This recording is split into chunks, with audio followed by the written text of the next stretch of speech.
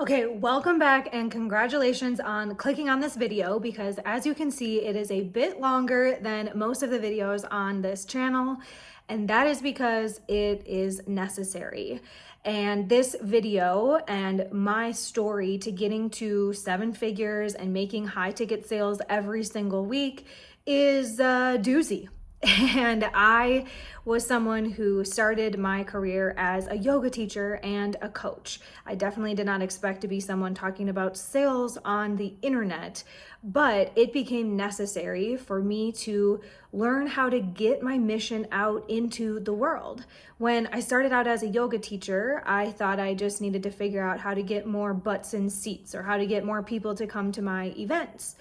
But as my career in transformation and helping people change their lives evolved, I was faced with the necessary hurdle that I needed to overcome, which was learning how to sell consistently, raise my prices, but also stay in integrity. As someone who's a yoga teacher or a spiritual person, and so many people we work with are mindset coaches and healers and health professionals, most of what's being taught out here on the noisy YouTube university sales gauntlet is gross and salesy and manipulative and bro marketing that most people like me know exists but are unwilling to really pick up and use because it feels so trashy and terrible to take your wisdom and your spirituality and your integrity as a transformational leader and then try to jam it into some sales script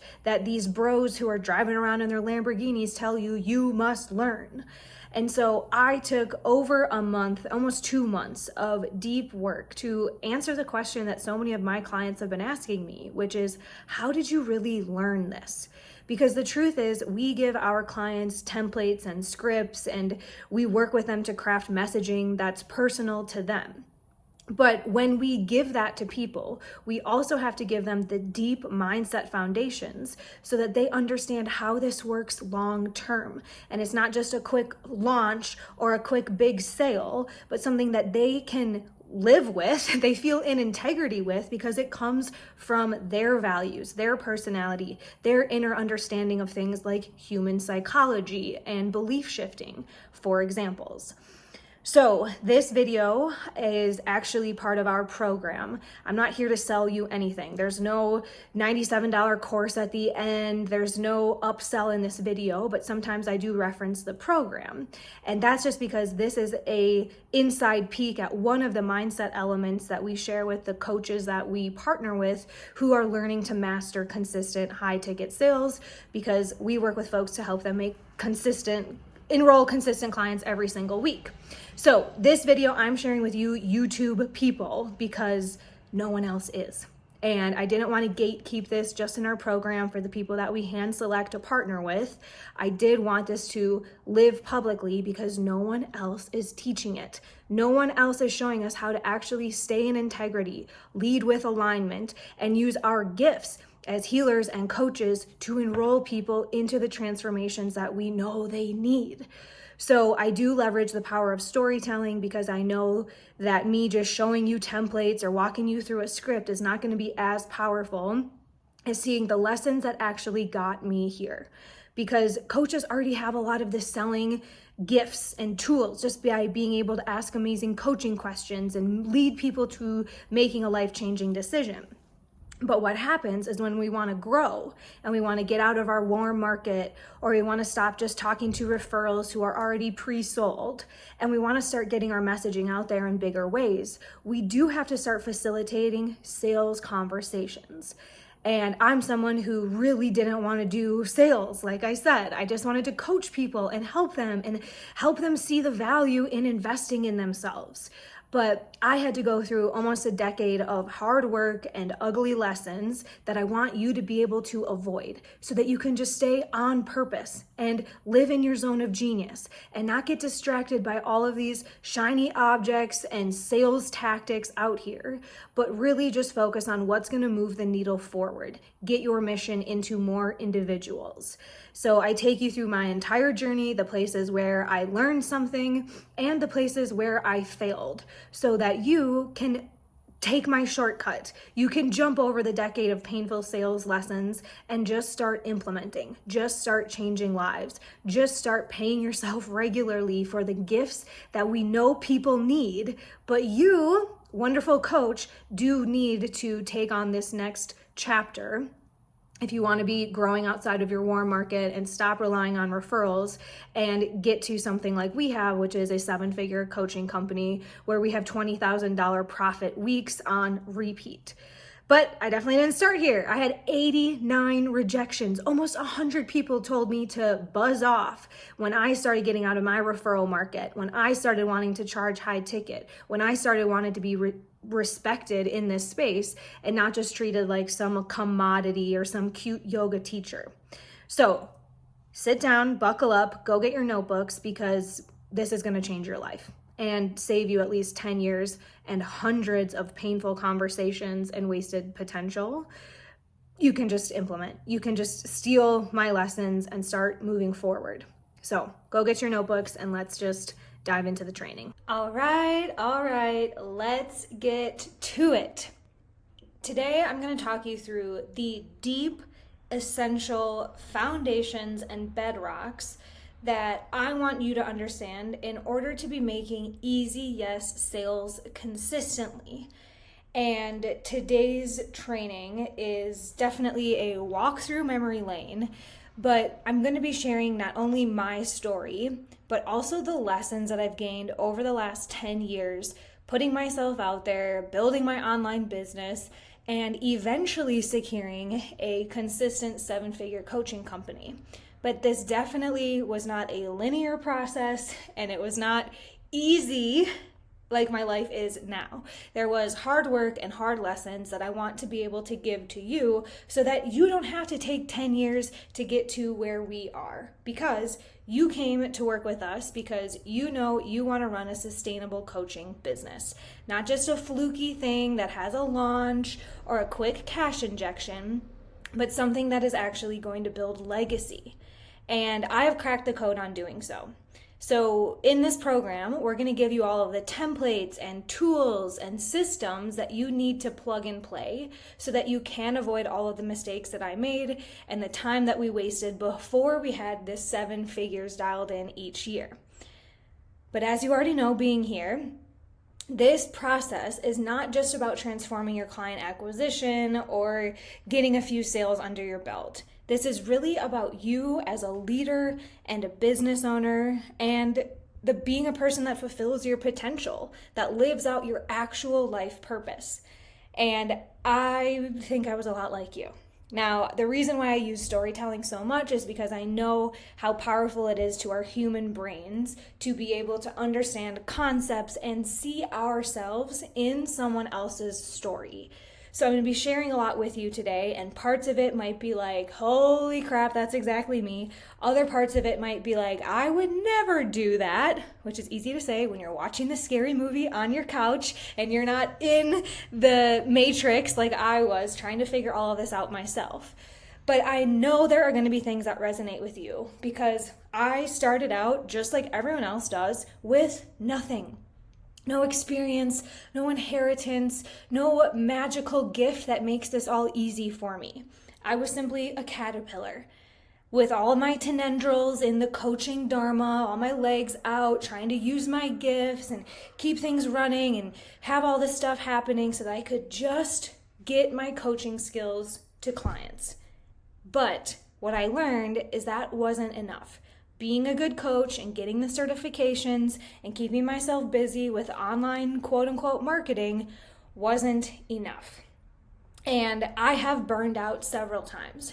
I've gone deep into debt multiple times. I know what it's like to invest in yourself and only see credit card bills come out of it. And I've melted onto my bathroom floor enough times that it's becoming part of my brand. You're going to see some of those today, crying on the bathroom floor moments, because I want you to know that in order for your life to get easy, there is hard work. It's about building the being, the identity, the mental and physical muscles required to enjoy consistency.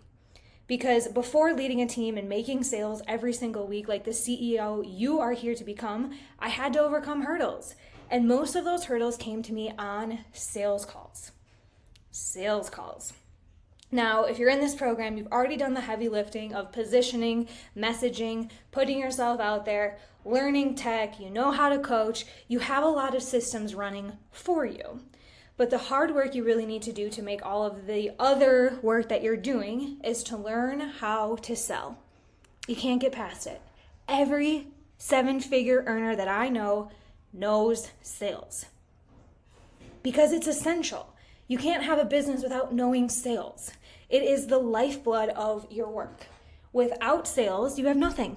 Just a bunch of potential, and there is nothing worse than sitting on a bunch of potential, like that sleeping giant within that Tony Robbins talks about.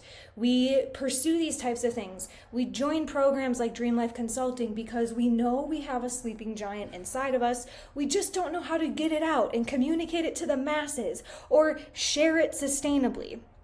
So I know that pain of just being like, I know there's so much potential in me, and I also know the pain of being broke. And the people who think that money's not a big deal, or money can't buy you happiness, or it's not the goal of all of life, that's all good and fine. Unless you have none, unless you have negative amount of money, and then money does matter, and money does make you happier. And honestly, my life has gotten a lot better the more money I make. I'm not afraid to say I love money, and I hate being broke. And I know this because I lived it myself. And I'm here today with a mindset intervention for you. This is love. But this is not all what you want to hear. This is an intervention. So get cozy, because this is not just a quick training where I'm going to run you through exactly what to do and what to say on sales calls. Before we get to that, you need a full mindset rewiring. The brain that gets you started out and becoming a coach and learning how to ask good questions and help people change their lives is a stepping stone to the brain required to run a 7-figure company. And so this training is designed to help you make that leap. It's the bedrock that you need before you touch any sales script or you even think about pitching. Because this is not just about teaching you the tactics. We're building your new identity and belief around systems. And this is why we're not talking about a quick launch or a quick cash injection. Because once you understand these concepts, no one can take it away from you. So it's not just about quick copy this messaging and go do a sales script just like Hannah does it. That's not going to be sustainable success for you. You need to understand how things work. Just like when you were going through school, you had to learn what number 1 was before you could get into algebra and making numbers mean things or do things for you. These are the building blocks. These are the basics, and I'm going to use storytelling to move you through them because I know the human brain resonates and will remember the examples and the real life stories I'm going to share with you here today. But the whole goal, not just in this training, but in this entire program, is for you to be building that new identity. You already know we're going to go from coach to CEO, but I had to let go of a lot of other pieces of my old identity, mindsets, beliefs, what I drank at night. There's just so much that changes in your growth. And today I'm going to give you the bedrock so you can go to work building this and laying the bricks day by day for your dream life, avoiding the pitfalls that slowed me down. And so you can get results faster. Again, sustainable growth is not copying and pasting what everyone else does. It's finding what works for you. That's sustainability. So this is our way to get consistent results fast from a place of alignment that last. All right, so let's get into the lesson now that you know why I have gathered you all here today. And the first thing I want to do is just, again, go through some of these basics, the foundations, the core concepts you need to know about why people buy. So I want you to have your journal during this training, whether it's the first time through or the 100th time through, because you taking notes are going to help you apply this to your life. So the first thing to write down in your notebook is, when you think about sales, what do you think? Sales in general. Doesn't even have to be with the calls on your calendar this week, doesn't have to do with your offer, just when you think of sales in general, what do you think? Pause this video, put pen to paper. Now, you probably wrote down things like sales is gross, it's convincing, it's awkward, it makes my pit sweat. I think about used cars when I think about sales. You might be thinking sales is a conversation. Sales might be lots of things to you. But what I'm going to guess is that most of the things that you wrote down are you taking on other people's beliefs about sales and made them your own. And again, I know this because this is what I did. So when I think about sales, I do think about used car salesmen because my dad can't stand when car dealers talk to you. So in order to avoid salesmen at all costs, we would literally park his car down the street. Then we would go to the lot and look around when I was like 15, 16 looking for our car. And then if we saw someone coming to us, we would just leave.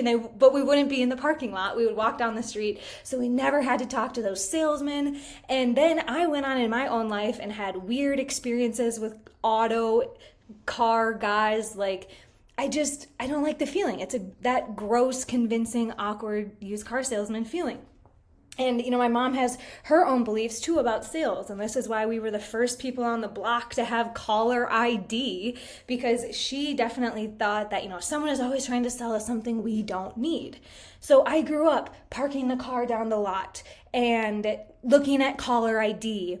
And now I have a disdain for street hustlers because I love to travel with my husband, but he's been pickpocketed like 3 too many times for my trust and people who just come up like, hey lady, I got everything for you. And then, sometimes your wallet goes missing.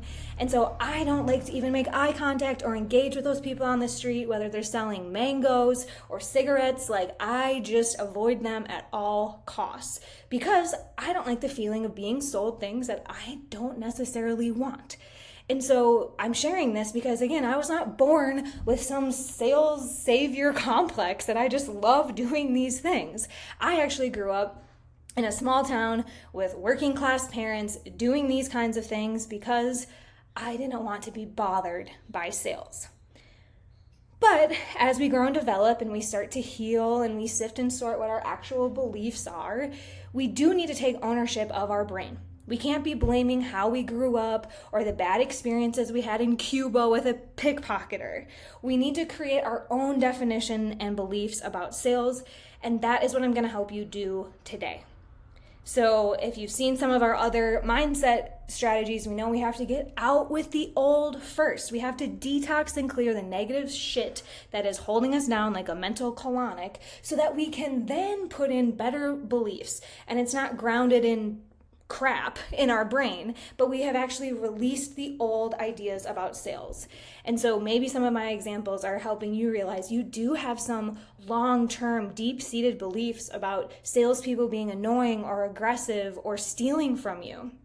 But we have to let those go. For me, I was able to name, oh, that came from my dad. Oh, that came from my mom. Oh, I just picked up other people's experiences and made them a misunderstanding in my own brain. So this is why you need to write this down in your journal, get out the old so you can look at it, you can examine it, you can break your own beliefs. Because we know all a belief is a thought you keep thinking. And today, you can stop thinking sales is hard. You can stop thinking sales is gross.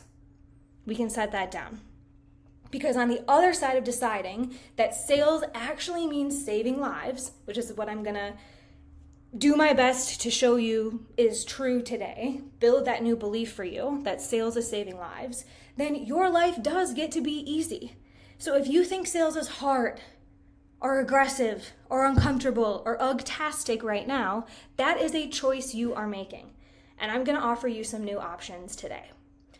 So let's start with your job description on sales calls. What are they really about? What do you really go into those calls for? The goal is to help people make a decision to change their life. Yes or no? The job as a CEO is to make it an easy yes. So sales is not about collecting money, right? There's no job description here that says go shake thousands of dollars out of people or get a yes or get a contract signed. No, it's to help people make a decision to change their life and make it as easy as possible to say yes to transformation, which is going to be working with you and going through your program. But write this down. That is all this conversation is designed to accomplish. So in order to fulfill our job description, we must first understand that there's only one reason people buy things. Only one thing that makes things an easy yes. And usually when I ask coaches this, they think it's, okay, people buy because they're not happy with what they have. They think there might be something better. Or people buy, like my transformational program, for example, because they need something new, different. They're stuck. They want to challenge themselves in a new way. Or maybe they buy because they can't get something done or figure it out on their own. They've reached a plateau and they just can't keep going on it their own. Or maybe there's just an opportunity they want to achieve. They want to, get that next award or get that next level of profitability or see that number on the scale. So like they would want money, energy, or recognition. Or like I said, they're stuck and they want to change. Is that what you're thinking? Is that why you think people buy your program? Okay. No. We're going to lay new beliefs here. None of that is why people buy. Why people buy is pain. Pain. The only reason why people buy something is to avoid pain, get out of an uncomfortable situation or circumstance. So even if we go to the most basic things that you have to buy, and you might think like, no, I think people buy because they need something. Okay, well then let me make the argument that even a sandwich, you buy a sandwich to avoid the pain of hunger. If there was a million sandwiches out here and you weren't hungry and you didn't have any reason to buy a sandwich, you wouldn't buy a sandwich in that moment. It would be easy for you to say, no, I can wait. Maybe there's pizza around the corner. Same thing with buying a car. You don't buy a car some people say it's for vanity, but at the end of the day, we need a car so that we can avoid the pain of walking uphill both ways. It doesn't matter what type of car, you're going to say yes to buying a car, even if you don't care about vanity, if you don't want to walk and you want to avoid the pain of being carless. Same thing with a house. You buy a house to avoid the pain of sleeping on the street and being homeless. You buy popcorn at the movies, or at least I do, to avoid the pain of listening to everyone else chew. It's terrible. I don't even like the popcorn that much, but I just can't not be chewing when everyone else is. And you buy things that you don't need in order to avoid the pain of dealing with your inner child or not keeping up with the Joneses. Retail therapy. Classic example of why we buy things not because we need a new necklace, but because we're trying to feel better some way. And I learned this way at the beginning of my career when I was just a little yoga teacher in small town Wisconsin selling protein powder through an MLM. Okay, here's the flashbacks, you guys. There's going to be more of these throughout because my sales career started with at-home parties, selling protein powder to stay-at-home moms with this MLM, and hosting donation-based yoga that luckily got picked up in my local newspaper in 2016, and more people ended up coming. But what I knew even then is that I wasn't actually selling stretches or being on your tippy toes or bending over for yoga class. And I was not selling how good the protein tasted or what recipes you could make with it or even these nice things you could accomplish in the future like weight loss if you did any of these things. What I learned, even in selling a product, even in having donation-based yoga, is that people come because they're in pain. And when I used to host these at-home parties, if you guys know multi-level marketing, I would go with my pack of all these products into women's homes, into their basements. They would get their friends together, and I had a whole script, a sales script, like presentation that I would talk them through the products and help them see, what would be good for them to buy. But I never knew what I was going to be selling that day until I met the women or the people, and they would tell me what was wrong. They didn't have energy because they had 3 kids under 3, or they just suddenly started bloating because they turned 40 and they've been eating bagels for breakfast their whole life and they don't know what suddenly changed. Like, it was never about, hey, look at my protein. It was always about learning about these people. And the same thing in this newspaper article in Madison, Wisconsin in September 2016, it was about how people felt. It was not that like, oh, the sun was shining and the music was so good. It was that I went there because I needed to feel different. And I picked that up. I realized I can't just be putting things out there because people say they want it. The people who say they want more protein powder, then when they see the price decide, maybe I'm good with bagels. But the people who say, I need more energy to take care of my kids, and then they see how affordable the protein powder is, they buy it from me month after month. So I knew this. I started to learn this when I was selling low ticket experiences, again, products and donation-based yoga. I learned that I needed to know people's problems before I was going to get money or anything out of them. So the thing about this is that most coaches, heart-centered, mission-driven people that we love to work with, and you who is listening to this video, most of you don't like making people feel bad. You don't want to pry into their problems. Here I was in random people's basements, rubbing lotion on them, having them smell the scents and asking them, so what do you do during the day? Do you love it? How long has it been terrible at your day job? And I would start these conversations around the lotion, around the yoga, and I started to see success in sales. So all of that is just to say that coaches usually think about their product being so amazing and I just have to talk about it and everyone should know that they need this. Just like I thought that this protein powder was the best thing ever and everyone should just know that they need this. But what you start to learn as your business career advances is how humans make decisions. You need to understand how people make decisions in order to be a successful leader, salesperson, or coach. So let's get into a little bit of the science here. Why do we need the pain? Because I know it's not fun to think about opening up people's problems or pains. So let's go to prospect theory. I have a psychology degree, so I love looking at the behavioral experiments run.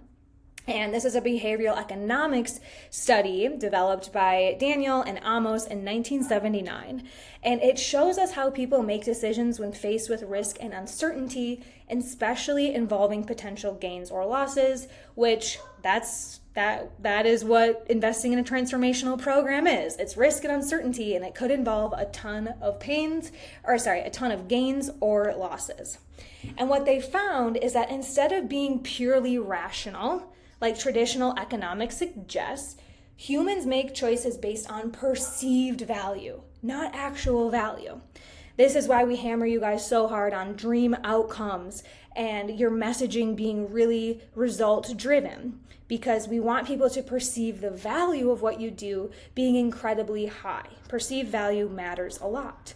And even with all of that great messaging and you being positioned as the expert and having your LinkedIn profile all snazzed up by us, I am always thinking in the back of my sales and CEO mind, yeah, but on the behalf of people who want to work with you. So we present things to people in our audience, to people who we reach out to with our messaging, and we essentially say, do you want to change your life? And it should be obvious. Of course, like I want a better life. Of course, I want all these improvements. But, right? It's like, yes, okay, even the best thing ever, like a surprise birthday party. Like, yes, I want that. But the human brain has learned that there are always consequences. Like even a surprise birthday party, which would be like, oh my gosh, yeah, easy, yes. Then we know that there could be consequences like having to clean up the mess. And our human brains are wired, as we know, for survival, to think about pain, to think about consequences, to not become hedons and only say yes to what feels good in the moment. And so in sales and marketing, I'm always thinking about what's that natural human butt? Where are their butts going to come in? And so traditional economic theory says that people will act rationally just to maximize value.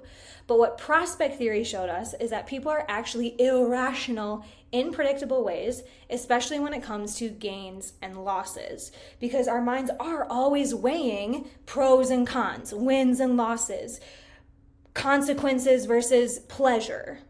Yeah, but, right?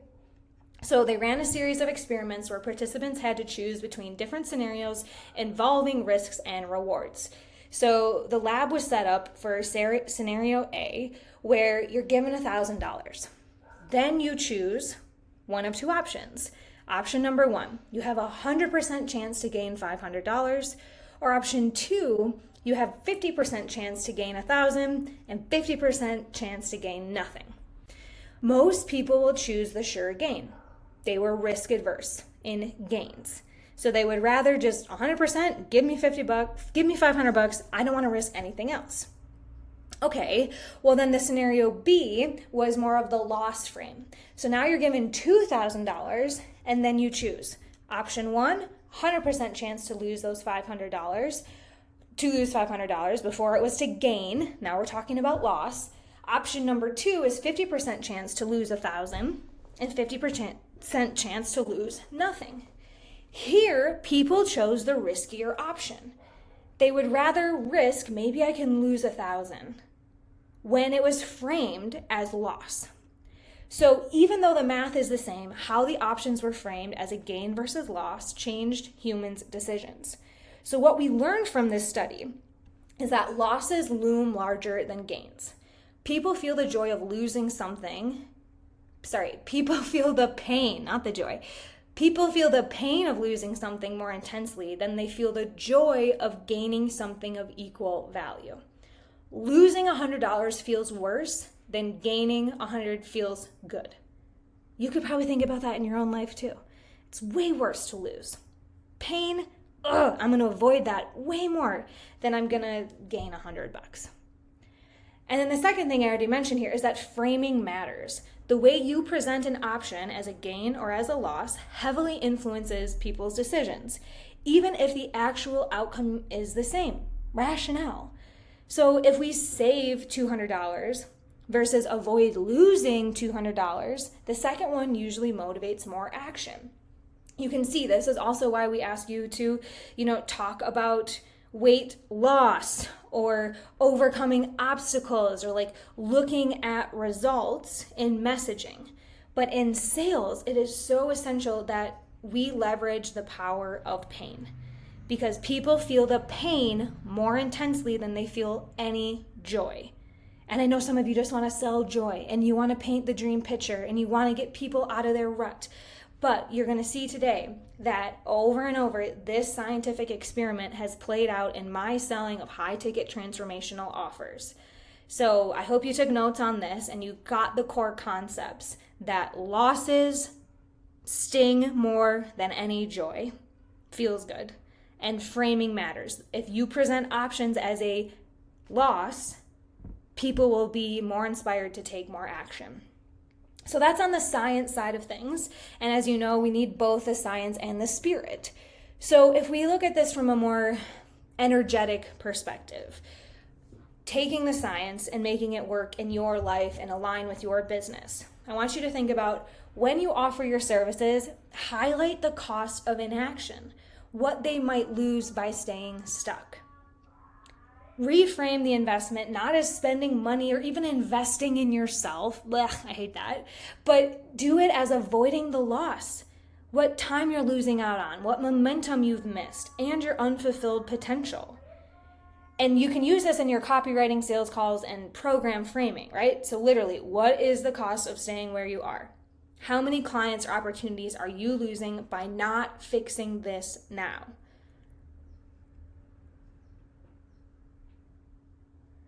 That is the energy of the bedrock of easy yes sales. So if we think about this in your selling your coaching program, this helps us understand resistance. People aren't just saying no because of logic. They're weighing a perceived loss versus gain, often emotionally.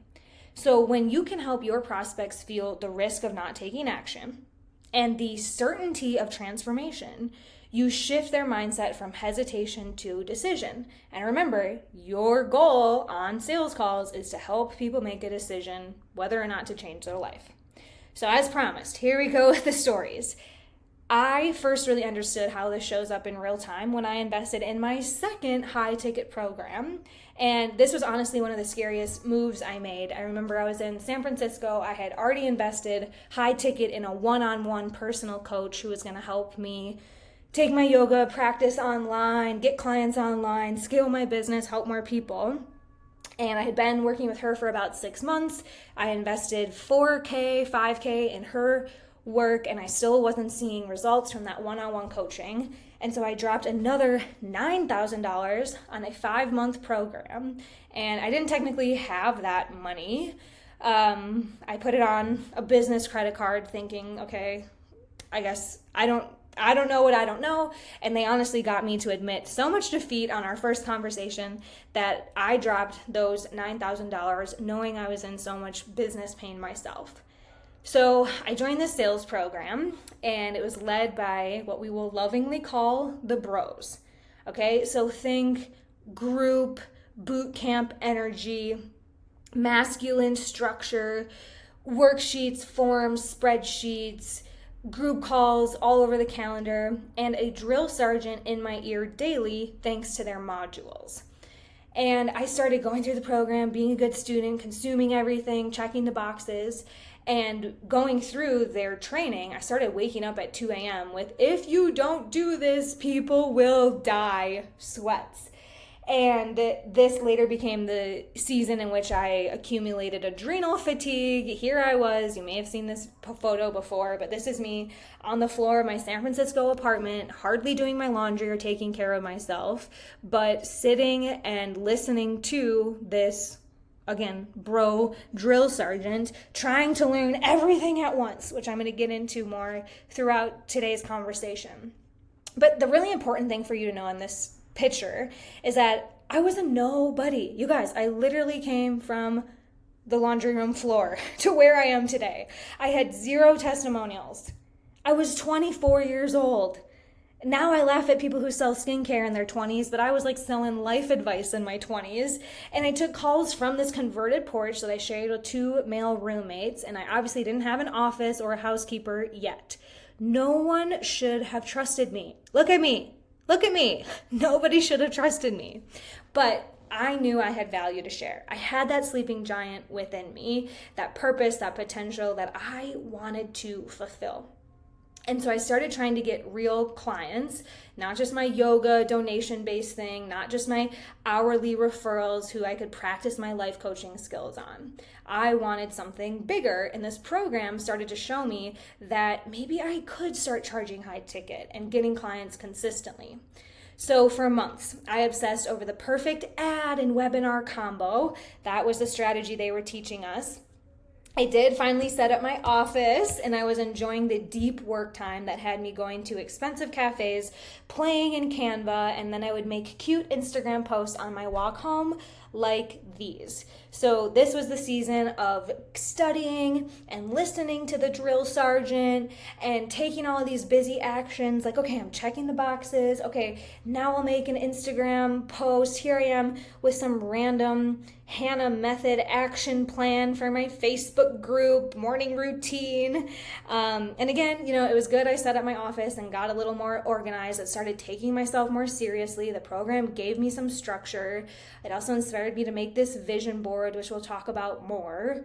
But it was a fine beginning. Yay, I invested in myself. Yay, I'm gonna check the boxes. This could be cute. This could be fun. So I felt productive some days. But here's my but. I was avoiding the hard work of talking to strangers on the internet about what dream life is real life would mean for them. I would post it on my Instagram, make these cute things, but I was avoiding a lot of the real work. Because deep down, I was really worried. I was really insecure about showing people my process. I thought I needed some PDF or PowerPoint that I could show prospects. And then I had some of my best friends on hand. I was like, hey, just in case someone needs to background check me or ask to talk to other people I've worked with, will you vouch for me? And you'll see, these other people who liked all of my posts and they wanted to support me. And so it looked cute, right? Oh, good, Hannah's talking about dream life. But inside, I was terrified. And I got more and more terrified the more that I listened to the sales training. Because they were telling us that, if you don't do this, people will die because you're so important, you have to go save lives. And I was like, who the F am I to be saving lives? Remember, I'm 24 years old. I don't have my stuff figured out. Who the F am I to be talking to people 20 years my senior about life, right? Who am I to be telling people that their master's degree wasn't enough? Who am I to be dealing with strangers' deep trauma on a phone call? And who am I to stop selling protein powder, something that I could literally look at and hand out and some other company created, and start selling Dream Life? I was scared, but all I really wanted to do was inspire people to be their best. This is why I was posting the inspirational content. This is why I was going to these programs, and I would go to weekend seminars, and I was just binging personal and professional development. But I definitely didn't want to hurt or force or pressure anyone. So much of what I had been learning on the coaching side of things, and with my nifty new sheet of coaching questions and freebies that they said in my coaching school, okay, just go out and help people with this. Okay, I tried doing that stuff. Look at you guys. I even had this little logo made, Dream Life is Real Life. My old roommate made that in Wisconsin. And then because I had just gotten my my international business coaching, I was already doing health coaching, but then I got my business coaching certification. And then you saw I made my vision board and I set up my office, and now I should give them free value. So here I was with all of this coaching stuff ready, and the coaching side of me said, go give value, help people, just ask them encouraging questions. They have all of the answers inside of them. And then on the other side, I was listening to the sales training that was teaching me the business side of things.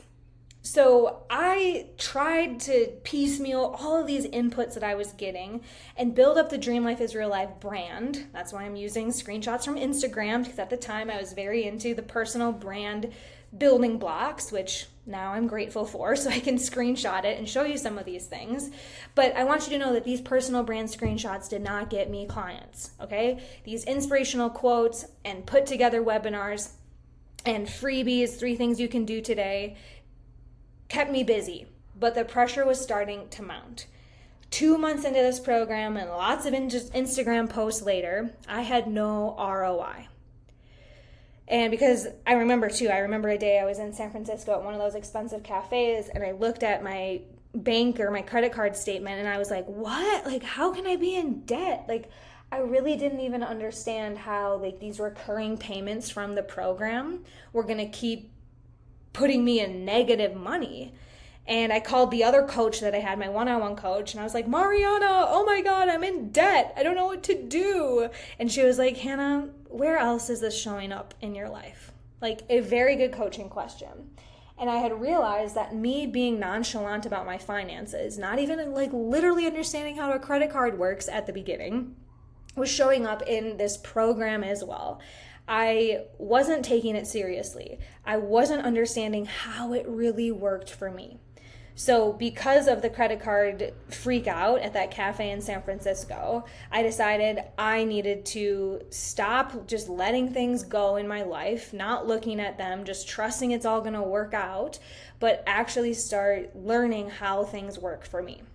So I turned on what I had. At the time, it was an ads and a webinar funnel, tons of tech and lead pages and opting in and filling out forms and just crazy 2017 ad Facebook tactics that used to work. So I turned it all on and I said, okay, I'm already in debt. I just need to put the money in ads and work this freaking system. And I booked 89 calls from these Facebook ads. And that got me talking to some of the craziest people on the World Wide Web, okay? I talked to some people who had real wild problems, like not being able to afford their dialysis meds and their cousin stopping coming over to mow their lawn, so they didn't really know if they should just crazy situations. A few people did have ambition. We're okay, I want to make my dream life my real life. Yeah, I think I need to learn more about online business, interest. Many had curiosity, and a lot of them just wanted to pick my brain. They thought they were getting onto some free coaching call and there wasn't going to be a pitch, or I wasn't going to ask them for money at some point. And I took these 89 calls. Let's be honest, probably only 73 showed up when you book that volume from Facebook ads. I remember my calendar just being a hot mess and missing gym classes because I thought I had a call and then that call not happening. And then I also missed the gym class, and neither of these things brought me money. I remember frustrating mornings on the stairway of my apartment, just looking at my phone and my calendar being a hot mess. And at the same time, my bank account being a hot mess because none of these 80 people had a credit card. Nobody paid me. So again, all right, I need to do something different here. So I started to really listen on the sales training. Remember, I was playing it in the background. I was checking the boxes. I was going through the motions, but I wasn't really hearing. I wasn't really taking in what this drill sergeant Tony Robbins guy was saying. I was brushing him off. But because I had gone through enough mistakes and I was seeing all the wrong numbers on my screen, I said, all right, if this dude is making multiple high ticket sales every week, maybe I should listen to him. Because by now I was 4 months into this Clients on Demand program, still with no new clients. So I knew I had to be missing something. It must be me. Hi, I'm the problem. I'm the common denominator here. So at this point I had several people acting like they were interested. So because of that, people telling me on calls like, okay, I'm just going to check it out. Why don't you send me a little more info? I'm going to think about it. I thought, okay, I got to keep tinkering with my Squarespace blog, my website at the time.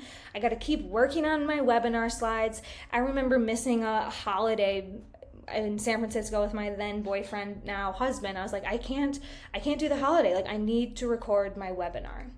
And I started sacrificing a lot of my personal time for these bells and whistle webinars, websites, and after a while and enough sacrifice, I did start to wonder if I could just use the 60-minute calls, these dozens of people on my calendar, to use my coaching certification and all of this drill sergeant energy. So now Hannah is finally realizing if it's not working, you are the common denominator. So how are you going to make what you know on the coaching side and what you know on the business side actually work for you, kiddo? That was the kind of inner coaching I was having to give myself in month 4 of this program. Now, I did not change my messaging, my targeting, the webinar, the ads. I didn't change anything. I simply decided these calls that are on my calendar, I'm going to implement the not let them go energy that my drill sergeant is giving me and just follow the script. I'm just going to listen to him. And so the next week, I had a call booked with a random man in small town Wisconsin, and on his Minnesota. I'm from Wisconsin. So he felt like a neighbor because he was from Minnesota. And he wanted to improve his martial arts studio. On the application, I was like, okay, you want to make more money in your gym in Minnesota while working less. I was like, I know nothing about that. I know nothing about brick and mortars. I know nothing about your community. I don't know anything about martial arts. But I still decided I'm going to go listen and use my script. Of course, he reschedules to a time and I'm at my boyfriend's family's house. So it's just again, this calendar chaos, just life felt so WTF-y. But okay, this call, I had to leave a Trivial Pursuit game to go talk to this prospect from the kids' room, and it was super sweaty. It was summertime. We were with family. I couldn't even do Zoom because the room was such a mess, so I just called this guy audio only.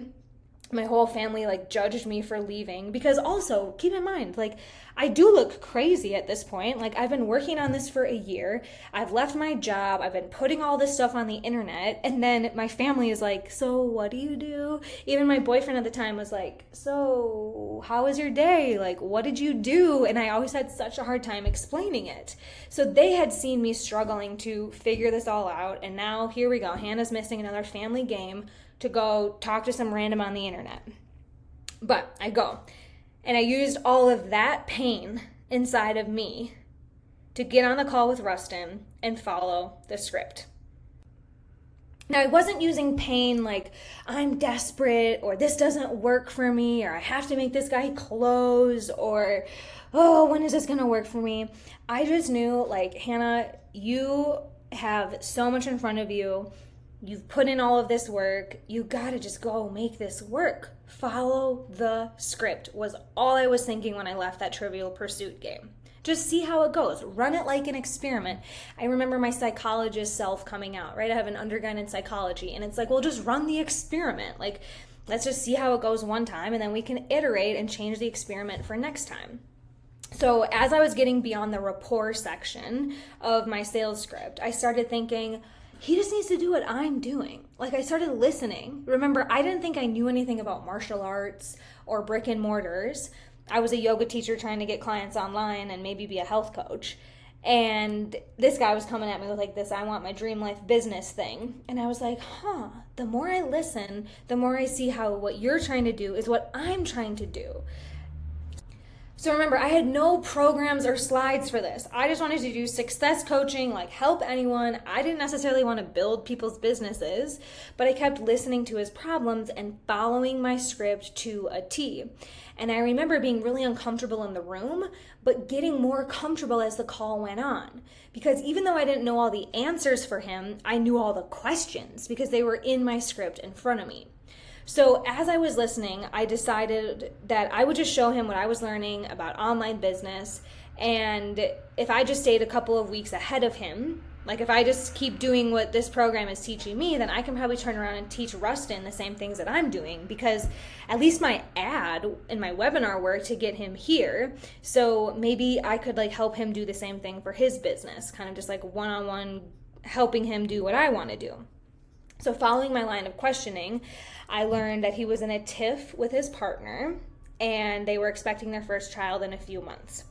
He didn't know what to do with his martial arts studio. It wasn't actually that he was coming in like, okay, tell me how to get more clients in the door. Because I followed my line of questionings in the script, we were talking about his relationships with his partner and how they weren't talking at the time, but she was pregnant, and his finances and how he also really didn't know how to run business finances. And he also even shared about like he doesn't have all these things figured out and now he's supposed to be a new father. And there were tears. I got this martial arts man to cry in less than 60 minutes about where his life was at. And he used $3,500 of the money they had saved for medical expenses to invest in my 6-month program. This guy, Rustin, I will never forget him. I was shocked and honestly couldn't believe how easy this could be. It was June 3rd, 2017, and that was my new client dance and celebrate everything ritual started. Here's the family. We went out. We ended up going to a Sacramento Republic soccer game, getting beers, and here I was being cheeky, like, hey, so much to celebrate. Because I was visiting my boyfriend's family, and these were the kids' rooms I used, and hashtag goals, I had done it. I had enrolled my first high ticket client, but before we could celebrate, how did we get here? I had to create and close a gap. We're going to talk about this more, but I had to get a pain. I had to get a pain, close the gap between where he is and where he wants to be in 60 minutes of meeting Rustin. And I was able to achieve that goal. Hashtag goals. So I took my first baby win. Okay, you guys, I was like in this program for 5 months. Everyone else is talking about like 30K months and like all these insane things. And what do I do with all this money that I have? I finally go in and I was like, I enrolled a man for $3,500 this week. And they asked me, okay, how'd you do it, Hannah? And I was kind of bashful and I was like, I followed the script and did what you told me to do. Like it took me 5 months to just follow the instructions. So I was a little bit bashful about it, but he didn't react. He just told me, go do it 5 more times. That was the coaching because I had what I needed. Now that I had proven to myself I could show up and do this. So I did that. I went and enrolled 5 more people. And it was quite the ride. Okay, so after Rustin, then I enrolled a single mom who had just been rejected buying groceries because she was so broke. This is Nisha in Canada. Then I enrolled a yoga teacher with a business who was way bigger than mine. She had all these events and she was like a huge influencer in her community. And when I got her to enroll with me, I upped my prices to $5,000 and ended up working with Stephanie one-on-one. Then after that, in the same few months, I enrolled a hardworking IT professional, also in Canada, who had no idea what coaching was, but she just knew she wasn't living her dream life. That was Jennifer. Then I enrolled a spa owner who I met on a van tour in China. And we were like the only young people on this tour. Everyone else was retired. And so we bonded on this week-long van tour. And over the week, she kept telling me about all of her staffing headaches that she had in her spa in Omaha. And at the end of that trip, I said, Jen, I have some ideas for how we can make your business a lot more efficient. I have a yoga practice and I do online coaching. Jen ended up paying me $6,000. And then my fifth of my Magic 5, again, Jen paid me $6,000 on the way back from China. Not because I followed the perfect ad webinar structure, but because I was in the selling mode. And then I enrolled a blogger who wanted to help other women escape abuse because she herself was in an abusive relationship and even brought her aggressor husband on a second call with me. So Kristen was a blogger and she wanted to get her message out there in bigger ways, and her husband came onto a call, and that's how that went. So I had this motley crew of clients in just a few weeks. So how do I go from 89 ghosts to this motley crew of clients and paying off my debt and actually working with people in a few weeks? Well, I followed the system and got a pain, created gaps. Now, this is getting more into the tactics, which is coming in this program. But again, if we're talking about the philosophy that I was chewing on at the time, I was listening to the mindset that my drill sergeant had. Again, we're lovingly calling them the bros, but it was Sales Bootcamp 101. And what I was hearing there was go for the pain. Talk about the bleeding neck. Right? They were saying how people come in with symptoms. They think their problem is that they need to make more online sales or they need to grow their martial arts studio. But with Rustin, we ended up talking about this whole transition of his life and like growing his family and what does he really want? Like we got to the bleeding neck, not the, I don't know, my neck kind of hurts. Maybe it's my business. Then they tell you to stab the wound, right? Twist the knife. That's something that they used to say. Get tears, make everyone cry, go for the jugular, like grab them by the throat. Like, I'm telling you, this is what I'm telling you. It was my drill sergeant energy. But if you are out here and you've been through other programs or on YouTube, these are not new things. You hear that this is how so many people teach sales, and they push you to be uncomfortable and ask the questions other people are unwilling to ask. And of course, remember, at first I was like, heck no. Ew, gross, terrible. I would never do this to someone. This is way too intense. I'm just going to go use my coaching questions and ease into this. I'm going to be nice. I'm just going to work with my people who already get it. I don't need to go through all of that nastiness. But action bringing clarity and seeing what had happened with Rustin and Nisha and Jen and Jennifer and Steph and all of these people is that I really had gotten them into pain. We did talk about their bleeding neck and how bad it was. And I did stab the wound, or now I say push the bruise.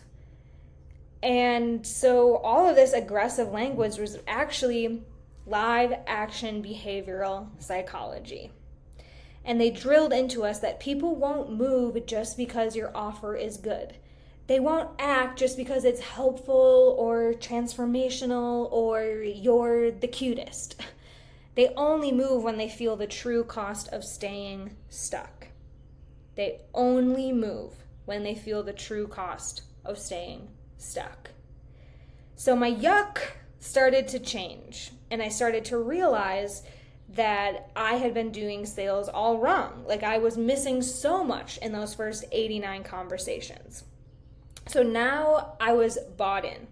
Now I thought, okay, I'm going to study this. I even wrote myself 5x7 note cards to study objection handling. So I had a note card that on one side I was like, oh, I got to talk to my wife. And on the other side, I had it memorized. I'd be like, totally understand. This is a big decision for you.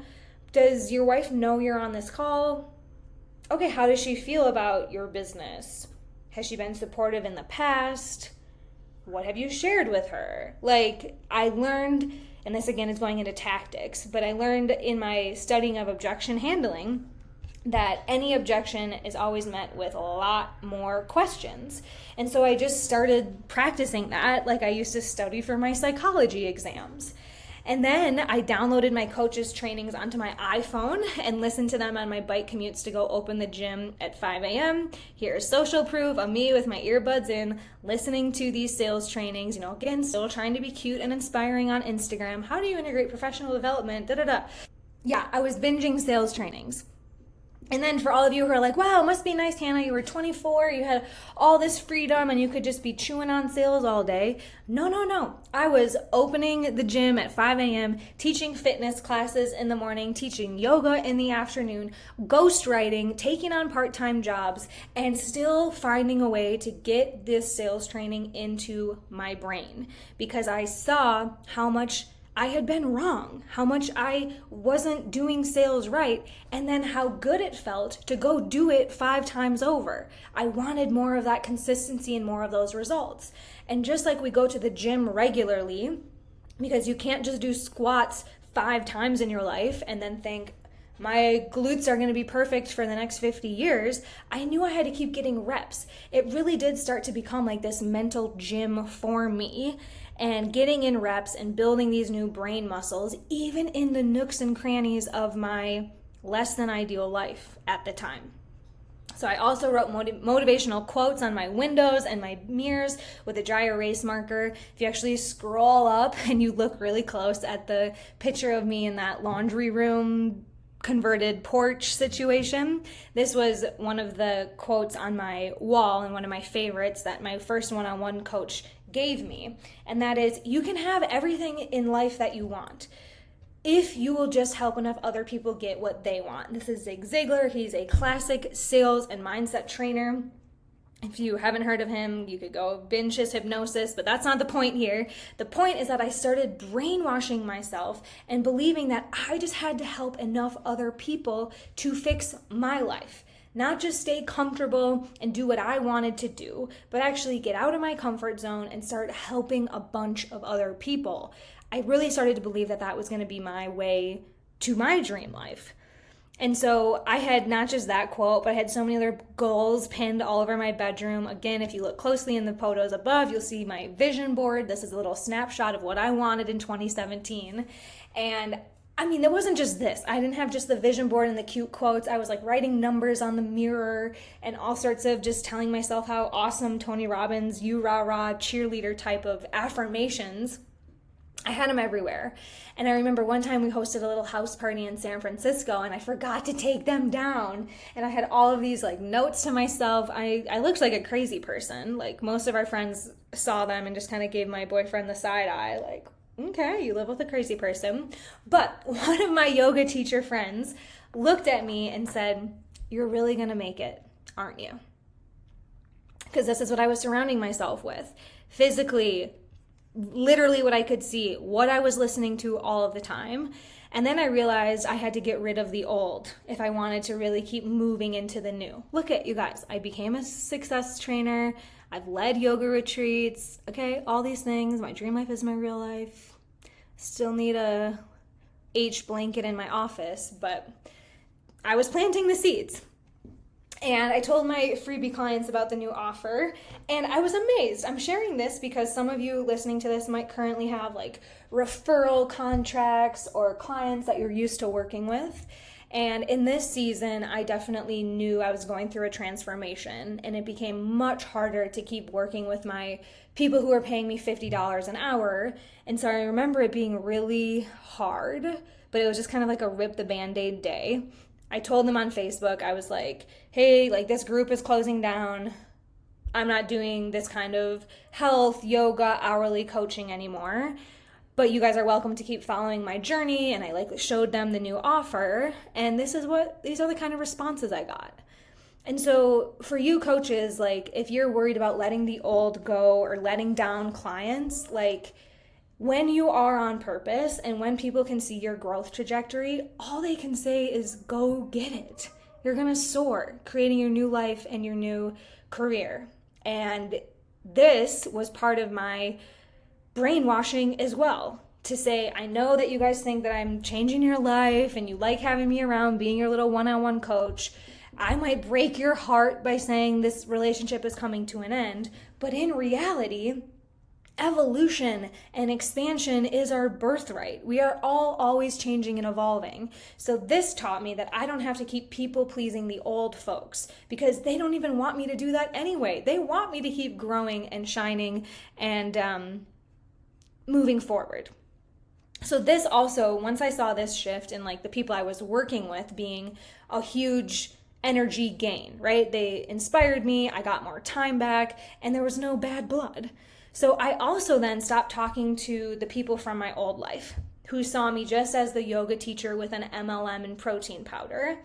And I had already left my small town Wisconsin life. I was already living in San Francisco, so I was getting a lot new mindset and connections in my social circle. But then I also started hosting a weekly podcast with other millennial go-getters just to get my brain into belief, because my program was ending and I knew that, okay, if I don't have these group calls with this drill sergeant, I need to keep these conversations. I need to keep my network and my community strong in the entrepreneurial space. And at the time, Facebook Live was a great tool for that. And so here I am, being on a podcast, having my own interviews, just sitting in my room, talking to other strangers who had businesses on the internet. Not to make them clients, but to learn more about the niche and what was working for other people. Just to really talk shop. And this also really elevated my expertise. It made me practice doing what I'm doing today, like teaching people what I know about online business.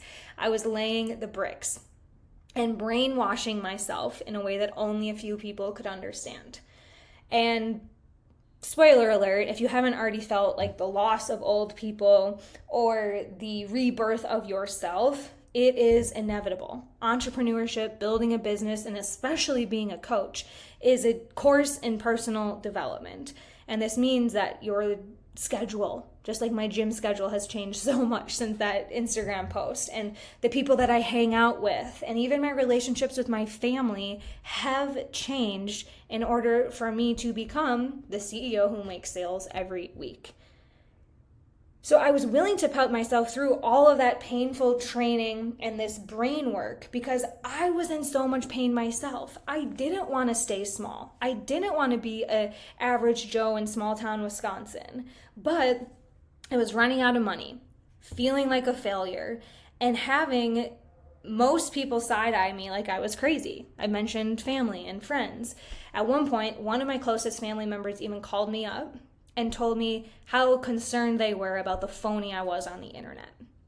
Like a direct phone call, being called a phony by one of the closest family members. And I could have used all of this pain, all of this frustration and failure and being called a phony to argue for my limitations. I could have said, you know what? You're right, phony phone call person, you're right. I am out of alignment. I should come back because it shouldn't be this hard. I shouldn't be going through this much contrast. I should just come into alignment. And it would have been easy for me to go people please my family and just go coach sports. Guys, when I started coaching, I think this is so true in some countries, but in the US, when I started coaching, people thought I coached basketball. And my dad is a baseball coach. So it's I could just go coach sports and use these tools to go coach athletics. But I didn't want to do that. Again, I had that sleeping giant within and this conviction. So I know I could have quit and gone off and gotten 17 more years of education and papers to hang on the wall. I definitely job shadowed school psychologists and entertained a grad school orientation because, again, everyone in my family were educators and blue collar working class. Why is Hannah crazy taking phone calls from the kids' room, posting random stuff on the internet? I know there was a different path I could have taken.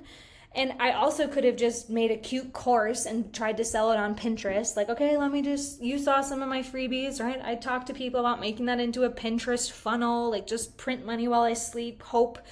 And I could have also gone and gotten a job, gone back to my average life in Wisconsin, working at a college. But I had that sleeping giant. And I had already tried enough stuff, right? It was I remember just feeling I can't give up now. I'm over a year into this. Yes, I'm in debt, but I remember seeing that cartoon where you're 4 feet from gold. And I felt that for me. I was like, I've been digging. I can't give up now. And so I knew deeply that I was close, or at least that I was not meant to shrink. I had that feeling within me. And I think if you're a coach and you're still on this path, there's something unique and special about your purpose as well, where you just know you're meant for this. So that pain of untapped potential and regret was the worst of all. So in less words, when the brain registers pain, it finally says yes to change. Even for me, I'm not even talking about a sales call right now. I'm talking about in my life. I had to be in so much pain before I invested $9K. And then way more pain than that before I finally started using the freaking system and listening to the teaching. So I needed to transform who I was to keep going in the direction of my dreams. I didn't just want 1 or 5 clients. I wanted a humming business, something that supported me while I supported others. I just have always known there has to be a way. And so what I realized in my 5 months of the sales boot camp hell is that I had been being way too nice and playing way too small. In fact, I even wrote a little blog about it in 2017, how I turned my worst feeling times at that point into 10K, into those paying clients we talked about. So what my first clients taught me is that, first of all, humans have to feel the loss before they'll act on gain. Humans have to feel the loss, the pain, the risk, the cost before they'll act on a gain. It's my job to help them see that the problem is real. Their current situation hurts more than they're admitting, right? They're coming in with symptoms and maybe it's this and maybe it's that, but I'm looking at them and I'm like, this is a bleeding neck and it's also affecting your ability to be a father. So I had to be able to diagnose the severity of their real problems, not just listen to, oh, maybe it's this, maybe it's that, maybe I'll just go try to do guerrilla marketing and dance in a costume and people will come. No. I couldn't listen to that stuff on sales calls anymore. I had to get down into, how is this affecting your relationship? And I have to be willing to go through pain if I want to help others. It's not all magic, you guys. It's not unicorns and rainbows and I'm the savior you've been looking for. Magically come into my coaching office and give me your credit card and this is all going to be sparkly alignment confetti and you are my people. Yay, soul aligned clients. No, you have to work to be soul aligned with clients. I needed to transform myself before I could have a transformational business. And again, this is what I'm teaching you here today. The biggest thing that I still sit with today, and I remind myself of regularly, especially if you're in this program, you're going to learn this about me too. I love you guys, but I don't need you to like me. I would rather be respected than liked. And I learned this through sales. And my boyfriend, who I keep referencing, he was a 7th grade teacher at the time.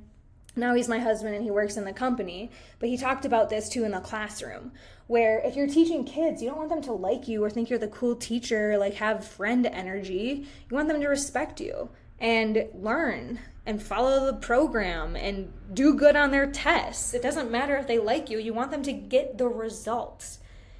And I learned that had to be true for me too. I would rather change lives than be the cute girl on Facebook with inspiring quotes or the cool teacher that people from my hometown look at and say, oh, good for you, very nice. No, I would rather be a respected, in-demand, transformational leader of my classroom, leader of my company. And then finally, we've already talked about this, but we got to say it again. Pain is our most powerful catalyst for change. And that's not manipulation. This is service. You're helping people face the truth. This is all when I understood that selling isn't about convincing. It's about creating clarity. Clarity around pain, possibility, and the price of inaction. So the jugular moment is really a mirror, right? When the guys are telling me, go for the jugular, like make them feel it, have them by the neck. It's like, okay, we can soften that and say that it's really just about a mirror. When you go for the jugular or you want to make the bruise hurt or whatever they would say, you're not attacking. You're just holding up a mirror and saying, look at what this is costing you. Are you okay with it? These are the difficult questions that no one else is asking. And you coaches have these tools in your toolkit already. It's just about channeling them into a sales conversation. Because coaching is sales, right? When you coach people, you're selling them on making decisions to change and be held accountable. But you can't coach on a sales call. So you're going to use some of your coaching skills to ask powerful questions like this. But it has to be rooted in these easy yes sales psychology foundations. Because they're not that difficult if you ask these questions from a place of conviction, like you're the expert. And suddenly the tears, the emotion, that's just the defense system dropping. So when Rustin started crying, I wasn't excited because, yeah, I did something violent. It was like, okay, finally we are getting to the real problem. This is where real change begins. And if you truly believe in your work, you must be willing to go there. Hold space. Ask those questions no one else is asking and command respect, not praise. You don't want to leave a sales call with people being like, oh my God, you're so helpful, you're so amazing, because then they go and try and do it themselves. It's when people admit defeat. I don't know how I'm going to do this. I am crying because I don't know where else to go right now. That's when you get the transformation to really begin. And this is where decisions live. This is how people go from being broke to going and getting a business loan. Remember, Nisha didn't even have money to buy groceries, and she still invested in my $3,500 program. This is how people who are burned by similar offers ask, can I pay in full? This is how Stephanie was able to have a much bigger business than me and had gone through a whole bunch of work, but said, heck yes, I'm paying you $5,000 because of the conversation we had. So yes, I was rewired. Even though I wanted to resist and out-cute the system, I really did not want those sales boys to be right. But I went from, I don't want to pressure anyone, to, I will stand for their transformation harder than they stand for their limitations. And this changed everything. Plus, the commitment to being a student, taking that beginner's mindset, listening to the trainings on the go, really letting them sink in and being in the classroom, not having so much ego or thinking, no, I'm going to out-cute this. I'm just going to learn this enough to break it. I don't think that's how I'm going to do it. No, I committed finally to just using the script, taking the mentorship I had paid so well for. So if you can simply stand in your power and ask the challenging questions, you have the key to unlock the door of transformation. A little bonus here. One other thing I picked up around this time is that I just kind of decided that every time I get on the phone, people give me $5,000. And that also started helping to change everything, where I wasn't looking at these sales calls like, oh God, every Tom, Dick, and Harry from the internet's going to pick my brain. No. I had enough conviction in those 5 people getting resourceful and investing in themselves to say, yeah, every time I get on the phone, people give me $5,000. And that's just like a little bonus nugget. I want you to take that with you and see how your energy shifts around showing up to calls, how you stop judging applications, how you just start expecting people want to give you money. It started making the process a lot more fun for me. So that's just a little cherry on the top. So with that cherry on the top, let's get into why coaches suck at selling. Okay, so you're probably thinking, Hannah's smart, she figured it out. She probably just had everything click like that and she never looked back. Wow.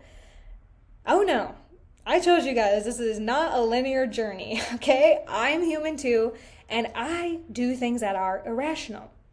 So this is the classic entrepreneurial behavior that I've learned is a pattern. Because we're just so creative and passionate and our brains are full of so many amazing game-changing downloads, we do this thing where we're like, oh, look, I found something that works. How can I break it? I see this over and over. Clients have their best month ever, and then they're like, I'm going to change my messaging. Well, I did the same thing. Okay, this has been working for a while, but now I'm going to change it. So we chase change just for the sake of change. But this is what burns us out. So I had been doing these systems for 5 years all by myself. I was continuing to get clients on the regular, but I was burning out. So I was stuck at 6 figures, only getting a couple of clients each month. and just growing weary of doing everything myself. I hadn't figured out a team yet. I wasn't thinking bigger like a CEO. I just didn't have the perspective that you guys get now, that like there's more beyond this, beyond just getting clients on the regular. I didn't know what like my next growth thing would be. So I was stopping to see the reason. I was like, why do I just keep doing this? And so I started, slowly at first, the self-sabotage comes in, where you just start taking your foot off the gas pedal. I remember at this point, I was just like judging people's applications. I was like, if they don't have money, or if they have a foreign name, I'm just going to cancel the call. Like, I'm not that desperate. I'm only going to hand select a few calls to take. That's how it started looking like, taking my foot off the gas pedal. But I really started falling out of love with my business because I wasn't in the sales conversations. I wasn't advocating for people. I was just starting to get soft. So I took my foot off the gas pedal and manifested an opportunity to work for someone else's 7-figure coaching business because I just wanted to focus on the coaching. I was weary of doing all of the appointment setting, all of the qualification, all of the emails, all of the calls myself. So I thought, let me join these guys in Carlsbad and just do the part that I want to do. But sleeping giant within, guys, after a year and a half of that, not being my own boss was even more painful than having to take sales calls. So I quit working for that company after a year and a half. And while I was there, I obviously learned a lot. I honed my coaching skills, and I stacked up my network with a bunch of new connections through that organization. So just because, we did in-person events and retreats and our clients were in the coaching space, I just put myself on cruise control and started booking coffee chats because I knew a lot of people in the space, and I wasn't exactly sure what I was going to do next because I, at the time, had an NDA where I could not do business coaching. Even so, for a year, I was kind of put on the bench because I had quit and I had signed an NDA. I didn't know what I was going to do that year, so I just started booking coffee chats with my network. And of course, people are very eager to have market research calls and talk to me and say, yeah, like, let me know if I can help you in any way. Some people followed up and they were like, you can be a guest on my podcast and talk about copywriting, or you can join my summit and email your list 10 times for me and we'll promote your 30-second talking head bit that nobody actually watches.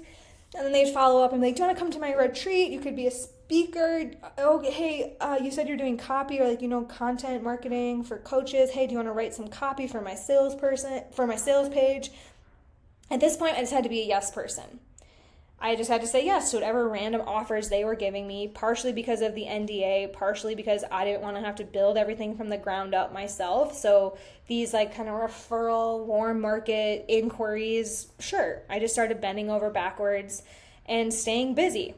I was on those podcasts. I joined those summits. I emailed my list. I went to retreats. I wrote copy. And so I was busy. And I got really comfortable in this circle of female spiritual coaches. And looking back, this was a lot like high school. And I even joined a clique, a $20,000 mastermind of like-minded female entrepreneurs to learn how to manage my energy. Queen energy was big in this group, and how I could lead with more grace. I hardly had a team, but I was in this spiritual business, okay, if we all just believe that we're rich, we're gonna get rich. And so from the outside, it looked like I was coasting and sipping cocktails and living my little queen energy life. But on the inside, I was hanging on by a thread because I didn't have consistent clients coming in. I wasn't doing sales. I was just saying yes to whatever random things popped into my inbox. And I remember telling my husband at this point, I either need a breakdown or $50,000 today. And this is, some of the crying on the bathroom floor days, because I had 7 clients and they all thought that I was the cool girl. So they kept telling their budding entrepreneur friends, hire Hannah, she'll write your copy, she'll help you with this, you can coach you one-on-one, she can do these other things. And so I got 1 to 2 referrals per month, and I thought that was consistent. And once it built up over a few months, I even started hiring a team and thinking I had this figured out. I again decided to only take the Hire Hannah conversations. So where in the past I was disqualifying people because I didn't like their application or their name, now I was disqualifying. I wasn't talking to anyone unless they were referred to me and already sold. So I was just popping on and then again having to make up offers or say yes to whatever they wanted. And those were the only conversations I was taking. So I was in a very reactive mode, very reactive to whatever came to me. I didn't have systems. I was just running on my feminine energy and magnetism. So as you can see, like this foot off the gas pedal thing happened slowly but surely. And I was running away from what I didn't want to do, from the painful things that I was avoiding. And so this is when I was changing my offer and pricing for everyone. So this is just people pleasing. Instead of saying this is what you actually need, I was just handing out Band-Aids and sugar to diabetics, like, oh, okay, you think you need more sugar, here you go. But it was actually hurting their businesses. And so I was enabling lazy leaders. Remember, at this point, they were not hiring me to coach because I quote unquote couldn't coach. They were hiring me to do what they didn't want to do, which meant I was working with them like I had 7 bosses and none of us knew where we were going. Because these clients, they thought they came to me and they were like, I need this, this, and this. I don't need your that offer. Okay, so then I'm in reactive mode doing all of that, chasing our tails. And if you have gotten referrals too, you know how you have different agreements with everyone going on and it's really exhausting to keep all the balls in the air and meet everyone's expectations when they're all different. And so because of this mess, I was scared shitless every day just to check Slack because I figured the next message is just going to be, oh, I'm not going to pay this month, or never mind, I'm done with this. Because that was what was happening. I was getting clients just dropping out on a whim and quitting. So this is when I started to realize high school was coming to an end. I didn't have more new referrals in the pipeline. My little clique of referrals was definitely drying up. And I had no way to get traction. I was like, okay, maybe I could host a webinar. Maybe I could go get featured in some magazines. Like I was thinking about 2017 solutions, but it was 2022 and a lot changes in 5 years in online marketing. So I had these like 17 people out there that were thinking about it. And every time I followed up with them, I'd email them and be like, hey, Susan, like we talked 3 months ago. Are you still thinking about this? I just felt like it was more and more of a smoke screen. Like the people who are like, yes, I'm going to hire Hannah because of that hire Hannah conversation, like they weren't converting. It was all just like a smoke screen. And so yes, this is the crying on the bathroom floor time of just feeling hopeless, feeling like I was in this corner of like, I burnt myself out doing it the bro salesy way. Now I've run myself into so much debt and I don't have any way to get out of it thanks to the feminine side of things of just relying on referrals and my magic and whatever comes. So in order to pull myself off the bathroom floor, I thought, okay, I just need visibility. If I've relied on referrals, I just need more people to be like referrals, to like know that I exist. So I frantically scrambled and joined this 10K mastermind about monetizing your podcast. Didn't work, just put me into more debt.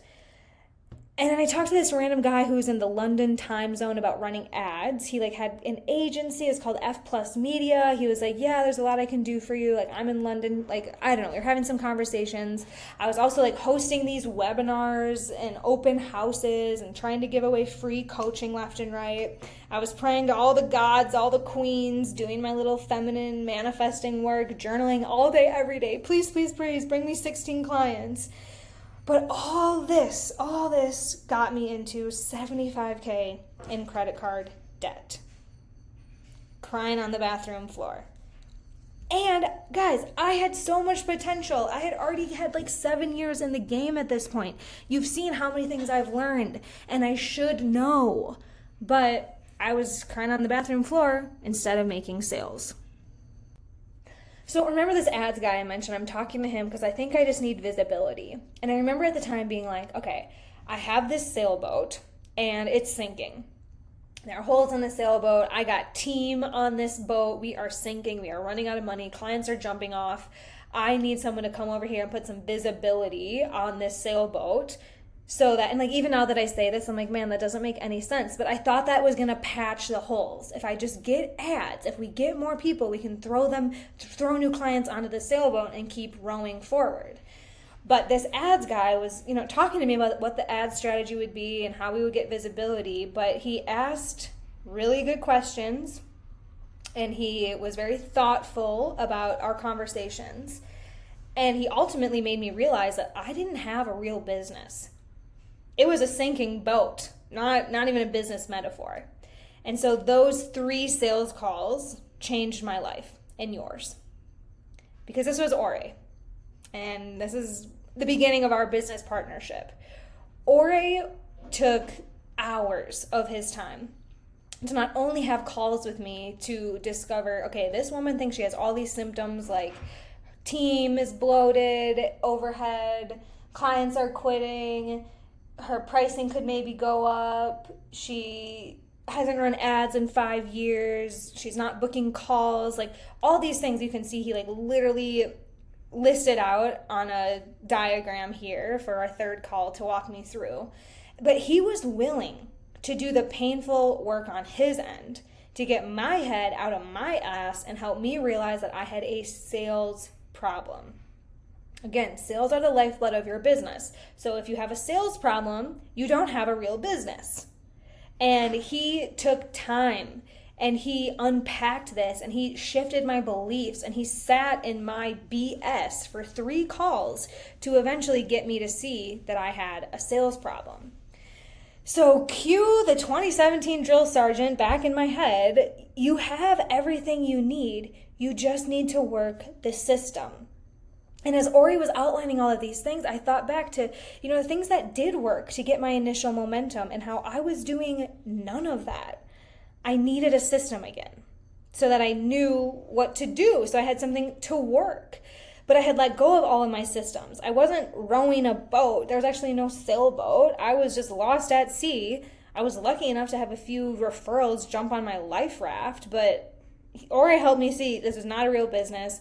I had left all of that when I started working for the other organization and really just built the next business on hopium and vibes, and it wasn't sustainable at all. But I liked some of those vibes, and I was not eager to go back into sales hell, right? So I literally kicked and screamed, and I fought Ore for months because he started showing me how I could fix things and how we needed to build a sales department. And I thought I could just sell with my sparkle. I was very convicted of this. I thought, no, Ore, I don't need those sales scripts anymore. I've done that. I'm beyond that. I'm at a place now where people just come to me and I dazzle them and I don't even know what I do, but I'm doing things and I got these many clients to enroll with me in the last 1.5 years. So blah, blah, blah. This is me arguing for my limitations. Where are you arguing for your limitations? Okay. So I'm arguing for my limitations around Ore and his sales script and his spreadsheets. It all just made me itch. I didn't want to do any of it. And so I was back into this place of being unwilling to go for the jugular or even look at data. I really, really thought that our niche was special and that coaches really need those coffee chat experiences to understand my value and build trust and buy from me. So he's like, you know what? Fine. I was so good at arguing for my limitations. He was like, let me come along and see what happens on these sales calls. So here we go. We're talking to a multi-7-figure coach about getting her leads on LinkedIn because Ore had the systems from his agency. Remember, I was talking to him about ads initially. And then I had a lot of the other personal brand and business building expertise. And so we thought, perfect. Let's talk to this coach who booked a call who needs leads on LinkedIn.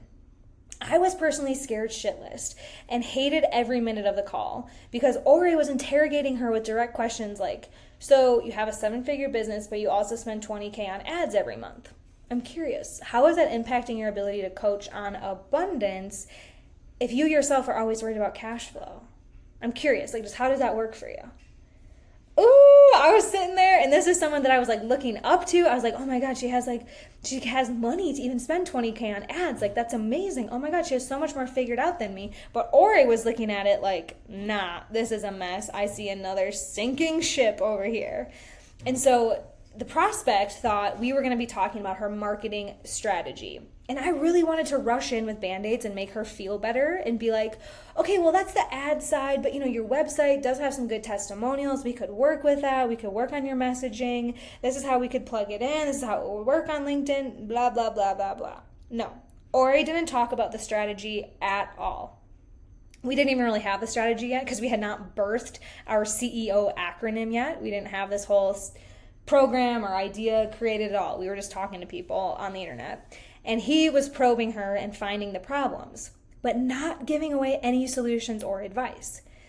And so I was uncomfortable because I wanted to go do my cute siesta girl, quote unquote, selling thing, which is just like blow smoke up their butt, tell them they're awesome, tell them you can fix everything with what they have and they're awesome. No, Ori did not do any of that. He got this woman in an uncomfortable place of realizing she wasn't the know-it-all. She wasn't the alpha in the conversation. She wasn't here to just get a good deal out of us or tell us what she thought she needed.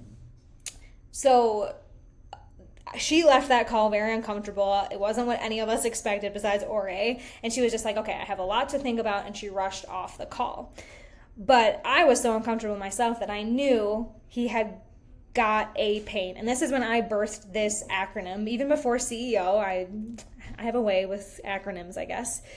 And, so many people talk about sales being a gap between where you are and where you want to be. And while that's true, we've been learning here today that it has to be anchored in pain.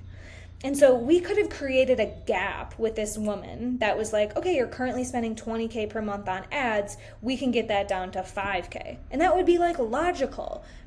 But the brain is afraid of loss, remember? So we probably couldn't have ever convinced her to stop spending $20K on ads because she thought that was working for her, just like she thought she could be an abundance coach, even though she was always worried about cash flow. It wasn't about creating a random logical gap. It was really about getting the pain.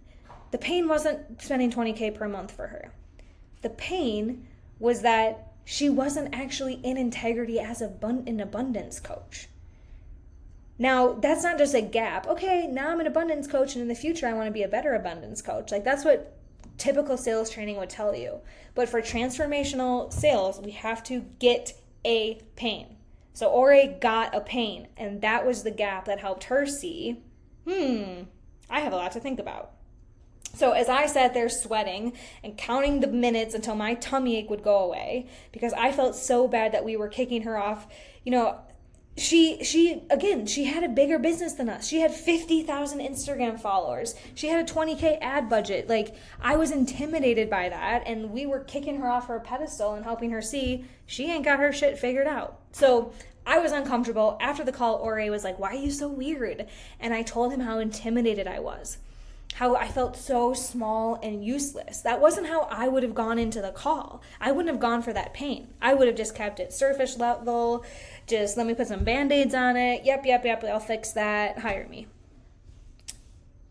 So I felt like they just knew so much more than me. They were older than me. They had more experience. They had more money. And they've tried even more than me. Like, I've never spent $20K a month on Facebook ads. Honestly, thank gosh. But that made me think like, oh, she knows things I don't know. But Ori, who I lovingly consider the ultimate underdog because of how much he has risen above, he obviously blew through my smokescreen and said, Hannah, they're lying to you. These are not nice people. If you want to keep being nice, they will continue to walk all over you. They think they can trick you into free value. Take your free coaching and they will never pay you and you will never pay off your debt. And this was like such a paradigm shift. I had seen what he had done on the call where it was like, wow, I wouldn't have gone down that path in the conversation. And now he was telling me that it was a me thing. I was being too nice to these people. Wow. This is why Ori and I fought each other a lot at the beginning, because we saw things so differently. And now I think it's why we are such a magical business partnership. But he was totally right. Like, if I want to make 75K feel like a small number and reach the heights that he sees for me, I had to stop acting like I don't know anything and start showing up like the person that I was in my past life before I quit my job and went into my siesta girl era of not being a coach and having an NDA and just relying on referrals. Because past me, Hannah was talking about selling the transformation. I did talk about creating gaps, talking about becoming an advocate, talking about how we need to be a solution provider, a service provider should be. But you should be a solution provider. That's how much I believe in it. I said it twice. So I had all these things, again, from my past life, from the archives, from the YouTube and the Instagram links that I've been showing you guys today. And so Ore, in his magical, reflective, showing me my potential way, made it very clear that I had no other choice. He sold me on making the decision to change my life again and go back to what works. And so Ore presents me with this decision, like either you stop being nice and stop self-sabotaging, or we go build this thing.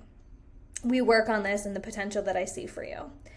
And the same day I'm having these conversations with Ore, I have to go tell my husband that we couldn't use the credit card for food at Walmart.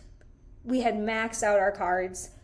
There wasn't space to get a meal. Like we couldn't get the groceries that we wanted that day because I either had to find some money to pay down the card to get space on it, or it was not cute not having money for Walmart that day.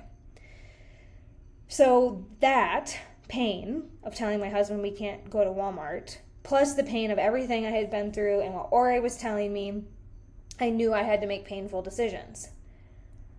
And a week or so later, the spiritual coach comes back, who we had talked to, and she said she was considering us as her in-house marketing team because she realized she needed our expertise. She told us, okay, on the call, I realized this is about so much more than LinkedIn leads. I would love to bring you guys on. You can take over ads. You can take over all these other, honestly, crazy, excessive things I have going on. But we weren't willing to do that because Ore and I had decided a few days earlier, let's do the painful thing of building this from the ground up and do it right and not try to scapegoat or be cute or people please the way that Hannah was trying to do. This is about 2023. So this is when I learned that love and sales can go together, okay? Sales is love in action, or being willing to do that hard work and help get my head out of my butt. And us being willing to put that coach in the hot seat and say, this ain't working for you. There's a big picture issue here. That is TLC. And it makes your armpits sweat and your tummy hurt at the beginning if you're me. But it's just like the doctor's office, okay? Exactly like you might get a little trepidation about going to the doctor's office. This is when I started to really lean into this idea of expertise and start to look again, how do things work? How did it work for me 2017, 18, 19? How did it work for me? How does it work in other places? And I started going to these foundations that I'm teaching you here today. So I was back on realizing that I would much rather have respect than niceties. And I went and enrolled 5 people in 1 week because I had conviction. And I had conviction even before we had CEO figured out. Remember, we had no program built at this time. I was still running my Done For You agency because I had that high school clique of women who were like, write copy for all my random ideas. So we were churning copy on the agency side of things. And I had that team and overhead. Plus, I was still deep in that credit card debt and borrowing from Peter to pay Paul. Yet I was selling a financial outcome to more experienced coaches than me. I also had that close family member's voice back in my head echoing, you're a phony, because I was back on the internet, putting myself out there. I had friends wondering why I was going to give up my soft life. I had this great, again, siesta girl expat community of friends, and the home, I moved to Mexico at this time, and so this soft life, take siestas, don't work too hard, all of that, I was suddenly exchanging for a season of no. And I started telling my IRL girlfriends, no, I can't do happy hour on Wednesday anymore. No, I'm not available for coffee shops any random day of the week. I am focused, I am committed, I am building something with Ore, and that's it. I went into a season of no. Again, I had to brainwash myself in a new way this season of eliminating the distractions from my social life, even though I had a really good soft life going on, and it was hard to leave.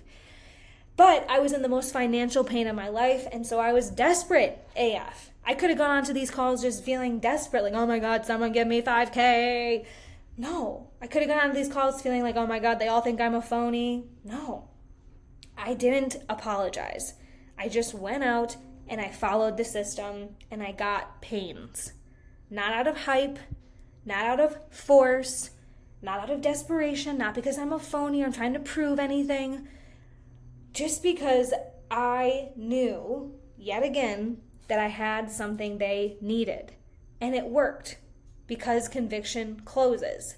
And we keep doing this. Ori and myself. Okay, sure, we had 5 clients in the first couple of weeks of turning this on, but then we've gone on to have consistency. And now we're at 100K months. And this isn't because of a new funnel or a webinar or those cute Instagram posts you saw, but actually stepping into the business model and identity that works every week. So let's move into the doctor frame. So part 3, you have heard me allude to a lot, but this has been the key to consistency that does not burn me out. And it's making selling sacred. So now that we're enjoying this kind of consistency, I did recall my drill sergeant sales audios, and I still have living in the back of my mind, if you don't do this, people will die. And I remember at the beginning, I was like, okay, I'm just like a 24-year-old selling joy, like selling transform your workspace, selling like whatever cute little thing, right? But after enough time in this industry, this started to feel a lot more powerful for me. And because I was in the reflective mode with Ori and like, wow, success leaves clues, I really started thinking about what are the things that have worked for me. And so even though this was aggressive and very excessive, the first few times I learned this, if you don't do this, if you don't close, if you don't have them join your program, they will die. I learned that people do die with dream outcomes inside of them. And it's tragic. I learned in 2024 that a client I coached in 2020 had OD'd. I knew he had a massive dream still inside of him. He had that untapped potential. Tragic. In 2023, one of my clients had to give up on her coaching business because she experienced breast cancer and didn't have the life force to get her life's work out of her. We had been working on a launch and putting together all these sales pages and getting all these things ready, and the tech was stressing her out. And she was just kind of fading every meeting we would have. And then when she finally got diagnosed, I was heartbroken because not only had I put a lot of work into the copy, but I also knew that she hadn't built the systems. She was never going to do this launch. We had put all this work in and it never got out of her. And then in 2025, I got an email from someone who should have hired us like 18 months prior, telling us that his marriage had fallen apart, he was bankrupt, and he was giving up on building his coaching school with tons of regret. He even put in the email, like, can you help me for free? But at the time, he didn't want to work with us because he thought he had it all figured out. And these combined experiences do show me that if people don't get a real business underneath them, it's tragic. People do die with dream outcomes inside of them. And honestly, I'd saved my own life a few times at this point. So my first go around, I had to manufacture the belief, the pain, the conviction, all of that by borrowing my coach's beliefs and just following the system and just asking the questions and doing the reps of talking to strangers. Because I did find strangers have pain. I know how to find it now. And over the years, these tragedies piled up and actually made selling easier. Because when I got the news of these clients, it really just built my own conviction that, like, man, they didn't get it in time. So I do realize that I have a life-changing solution. I can save lives just like a doctor.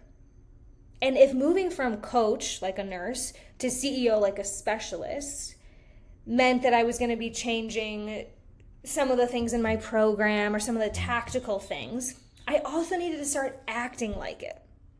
So you've done this homework too if you're in the program. You know we look at the differences between a coach, who's that like nurse type of person with bedside service, one-on-ones, doing whatever people ask you to do. You're like the savior. And then the CEO is more of the systems person who has a transformational cure and more of a hybrid course or program, and they start to build a team and systems. So you know the like tactical differences that then eventually add up to you being the leader of an institution and getting to, $1 million a month. But this shift between coach and CEO is where most of us are, and where sales and learning sales helps with the metamorphosis. So for me, becoming a CEO was all about mastering the doctor frame, first in sales and soon enough in marketing and fulfillment too. And like I said, I love you guys. I love you clients, but I don't need you to like me. I don't stress about bedside manners like I used to and worry about Slack messages. I focus on showing up and getting surgeries done every damn day. I'm here to get people results. I'm here to get people the transformation. And sometimes that means not people pleasing, not telling people what they want, making people a little bit uncomfortable, telling them that they have to go do the Taylor Swift moment of like, you're the problem, it's you. I need you to take these scripts and make them more of your own. That's what I show up for now. And it's because I've decided to show up like a CEO, because you need it. You need the results. I don't want another tragic email. I'm on purpose, because I know I can save lives, and it cuts out so much of the drama. And now I'm not desperate. New client alerts and like getting a sale, it's not the thing that I rush to tell my family to celebrate anymore. I'm not stressed about the number on the screens and like, can I do this 5 more times? Now, as a CEO with a doctor frame, which I'm going to get into for you here, I do my job. I fulfill my life's purpose. I show up to the system. I don't pressure, I don't pitch, I don't get sweaty pits on sales calls. I just do intakes and diagnose. I get gaps. I take the people who walk into my clinic or into my sales call and get a pain. Because I know people who are coming to my clinic or my Zoom room did not take 60 minutes out of their precious life to just come and talk to me if they were in perfect health.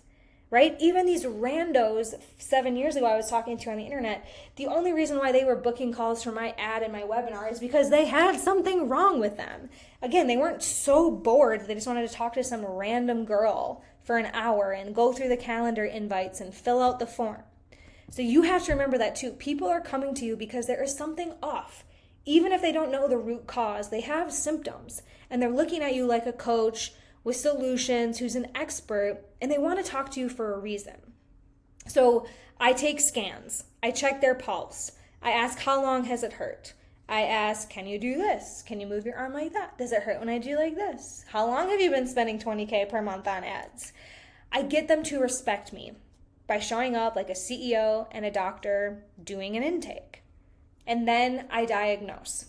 Okay, so you don't pitch, you diagnose. You're not a coach here. You're a doctor. You don't go into a doctor's room and they're like, okay, good, you're here. Let's get you suited up for surgery. I'm going to pitch you exactly every incision I'm going to make, and I'm going to tell you how long the recovery is going to be, and I'm going to show you what numbing agents we're going to use. No. You go in to a doctor's office just like a specialist, just like you should be as a coach, with like, okay, so what brings you in today? Let's explore. Oh, here's the pain. So that's the second thing. We get a pain. And then your offer is the prescription. Your offer is the solution to their pain. So we don't pitch or prescribe without a full diagnosis. We're not here to just sell for the sake of selling. That is malpractice.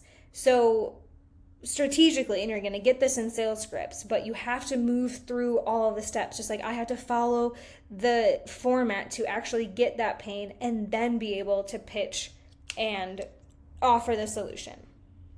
So here's how we do it. That's kind of just like the tactical, but then on the spirit side, we embody the doctor energy. So again, think about your visits to the doctor. Do they assume you need surgery when they shake your hand? Do they rush into the details about how they're going to cut you open? Do they let you sleep on it and talk to your wife about whether or not you're going to stop your bleeding neck? Do they make jokes and tell you, oh, you're so great, while they're taking your blood pressure?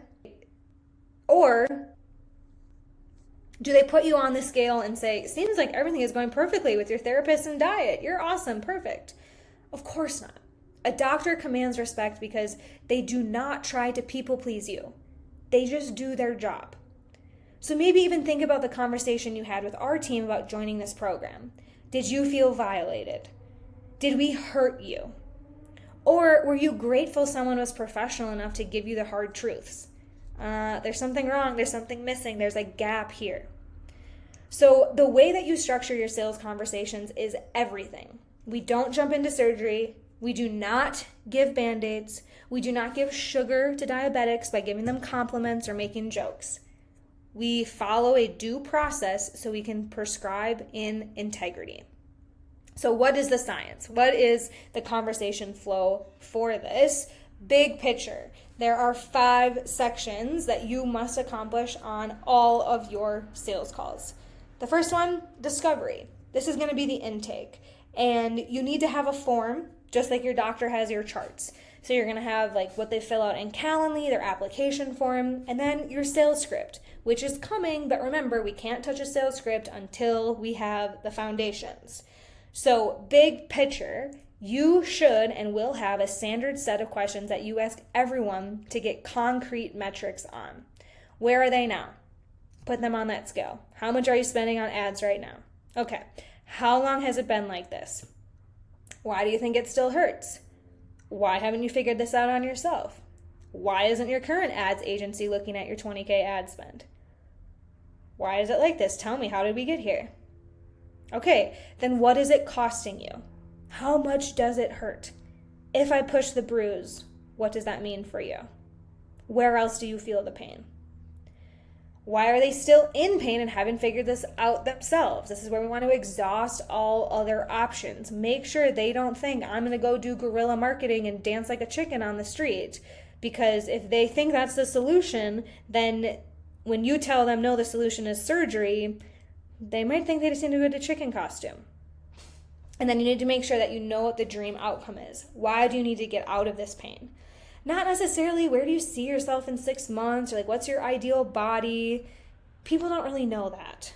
They'll just feed you stuff that they've been seeing on Pinterest or in their algorithm. You need to understand, why do you need to get out of this pain? Why do you need to stop being hungry and buy the sandwich now?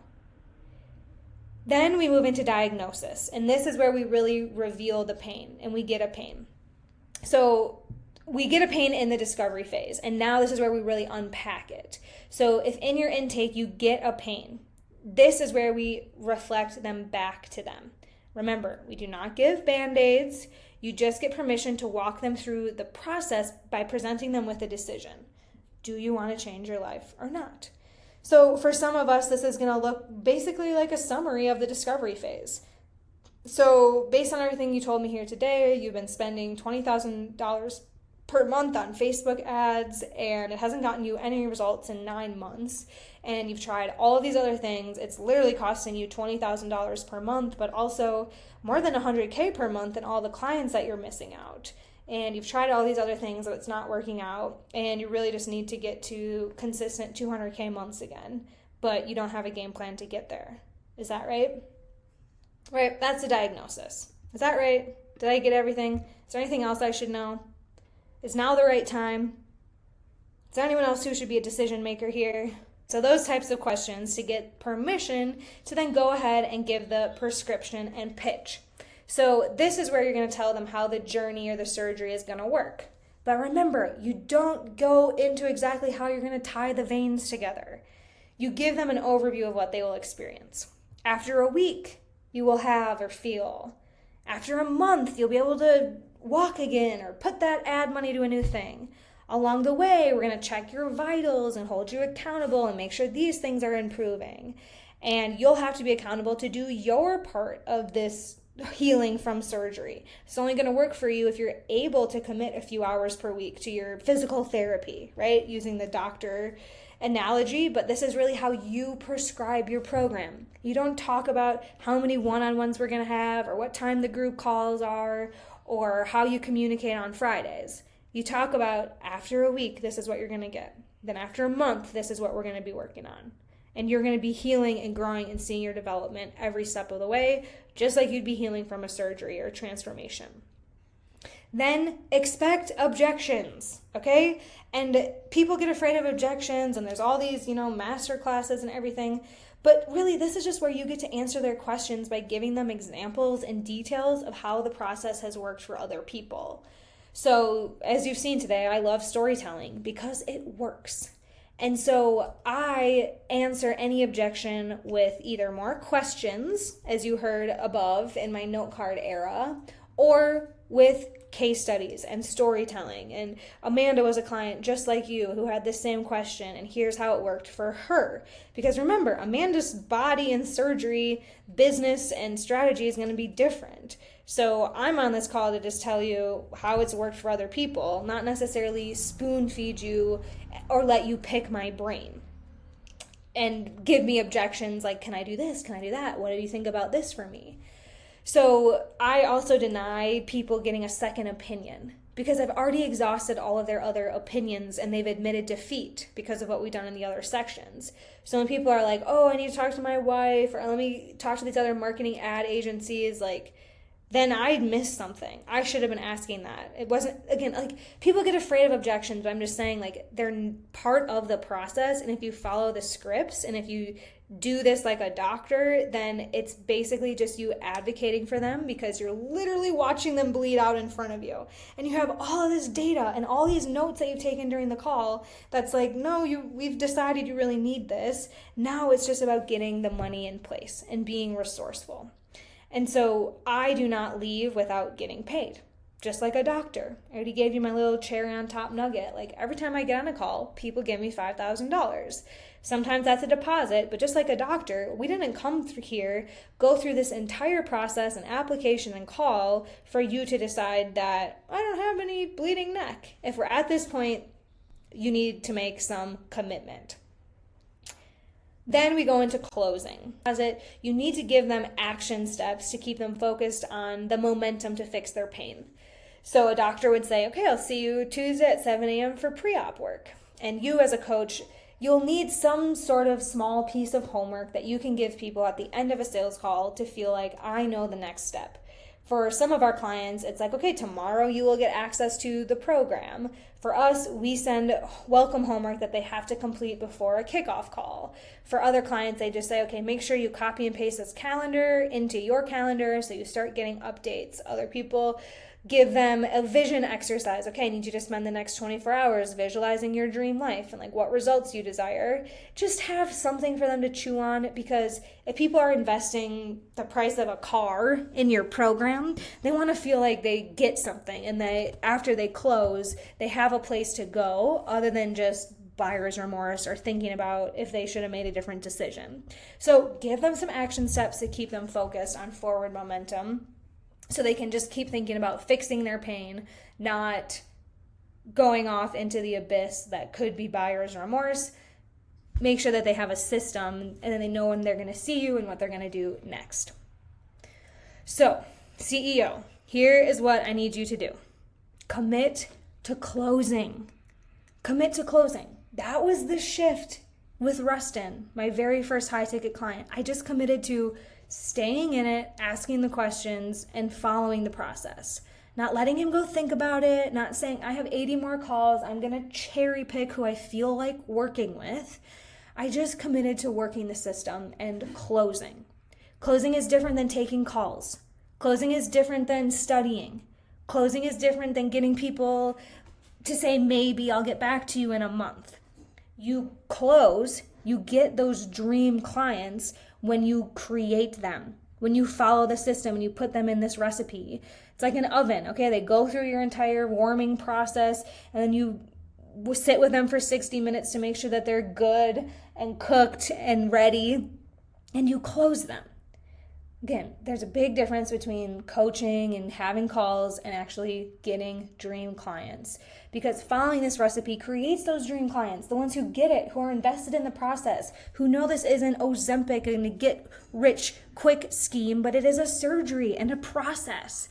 And this is when you start seeing people show up to your program and get results faster, because you've also committed to closing. They start showing up committing to getting the results, closing the transformation for themselves.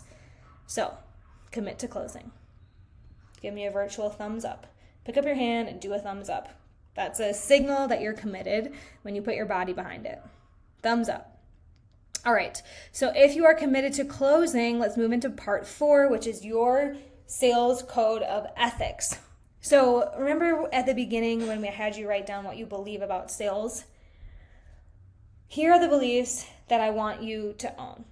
If you want to save lives and win clients every single week, and you are seeing how this has played out in my real life and the examples of hundreds of and thousands of people I've talked to on the internet, here is what you can take as your sales beliefs and honestly as your code of ethics. Because we know we don't want to be like the bad salesy people who are selling snake oil and giving the coaching industry a bad rap by doing smoke and mirror marketing and bait and switch sales.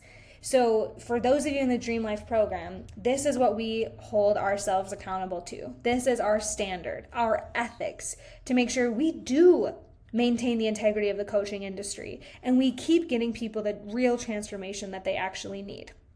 Number 1, sales is service. You are a doctor. People have problems. You have solutions.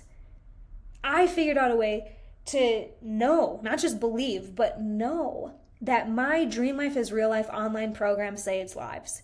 Because I told you, there are people who have died with dream outcomes inside of them and hit rock bottom and needed this. And so I put on my lab coat, not to be liked, but to be respected and to get people these solutions and sit on sales calls. It is a service that I provide to the coaching community, and I see how it raises consciousness by me getting my gifts and my lab coat onto sales calls. It's a service.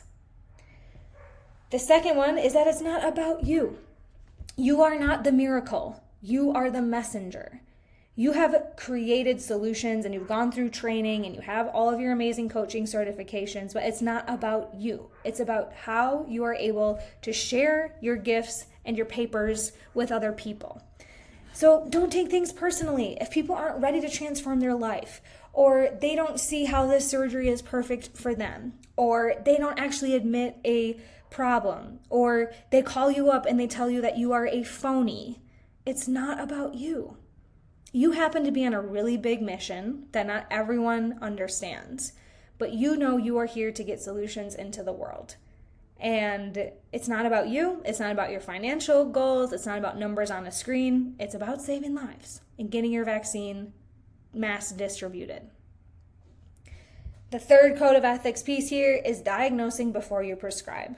Do not go out and try and sell stuff before you know if people want it or have a problem. This is why we don't do launches. This is why content doesn't matter that much, because you actually need to get people in a conversation, go through an intake and understand, do they have a problem and can you even fix it? Does your vaccine or your solution or your program even fit for this person? Don't try to give it to everyone. Diagnose before you prescribe. Get a pain. Get a pain. Gap. X-ray that shit. All right, then number 4, urgency must come from integrity. We are not in the business of telling people, you just told me your problem and you have to have surgery right now because I feel like making a sale at the end of the month here. We are also not in the game of like, well, card is closing tomorrow, so you better hurry up and get this surgery in your card. Okay, if you're gonna create urgency and worry and like really what this comes from is that coaches always want to be in integrity when they sell. So they're not willing to do things like making false scarcity. And I agree with you. That is absolutely correct. But there is going to be urgency when you discover that people have a really big problem and it's costing them $20,000 per month. Like, you have to be willing to highlight that on the x-ray and say, we can't let this keep bleeding out for too much longer. Urgency doesn't come from your sales tactics or this being good for your business model or you making a close at the end of the month. It comes from what is going to happen if they keep bleeding out? How much longer can they afford this? That's integrity. And finally, own your offer. Conviction is what sells. And if you have hesitancy or you're feeling imposter syndrome about your offer, then go back to the drawing board and do what it takes to feel in integrity, like you have the full solution that you know ought to be an easy yes to people. This is why we are such hard asses on you, client, at the beginning of our program, that we do our one-on-one messaging call and we test your messaging and we make sure that your program is actually going to solve lives. Because it is hard to sell something if you don't totally believe it's the full solution. So beneath all of the sales bedrock is your conviction in your program and your solution, knowing it's always going to get better, right? I was 24 years old selling life coaching to people older than me with bigger businesses than me. Yet I had that conviction that there were missing pieces that I had that they didn't. So if you don't believe in your offer, then none of this really matters. So it's on there because it's essential. But I think if you're in the program, you've already built a lot of that conviction. Now it's just about committing to closing with the conviction that you've built here so far. So how do we do it, Hannah? What does this actually look like? Good. Okay. You've sat here through my college lecture on the sales psychology that's going to help you get easy yes enrollments every single week. You've seen it, you've heard it, now you need to live it. And we want to make this change stick. And it's going to come from identity. You're going to get the scripts, you're going to have the templates, you're going to make them your own, but you have to become this person. And I hope that at this point you're feeling some of the new pipes being laid in your mind. You've got new beliefs about sales. You're seeing what actually works in this space.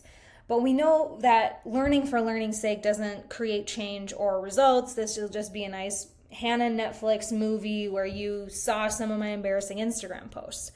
But for you to actually take these mindsets and these sales fundamentals into practice, they will make you win, and you can literally print money for the rest of your life. It has to become a process goal.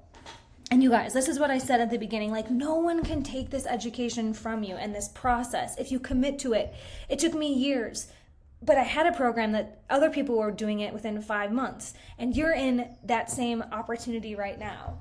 I think about the fact that, if you take a millionaire to an island and they have nothing, they're going to become a millionaire again because they have their mind and they can figure things out. And so getting sales in your brain and knowing this skill, it literally helps me sleep through the night. Whereas I used to be like, oh my God, who the heck am I? How am I going to pay rent? Oh my God, so much stress and chaos in my brain at 2 a.m. And then a random drill sergeant being like, if you don't do this, people are going to die. But now, because I've gone through this process and I've built this identity, I know I could win anywhere. If I wanted to go make an offer for florists in Colombia to have pinker flowers, I know I could figure that out. And I know I could sell that now. Because I would just have to find the pain of not having pinker flowers. And then I would just have to give them a diagnosis, right? These bedrock, these building blocks are what give you true freedom, what actually build your dream life. And in the process, you become the type of person who has this level of confidence, knows how to sell, can go anywhere in the world and have conviction. And we get there day by day, brick by brick, just like I mentioned with exercise, right? We're doing these squats on the regular, so one day we can go hike and be ready for it.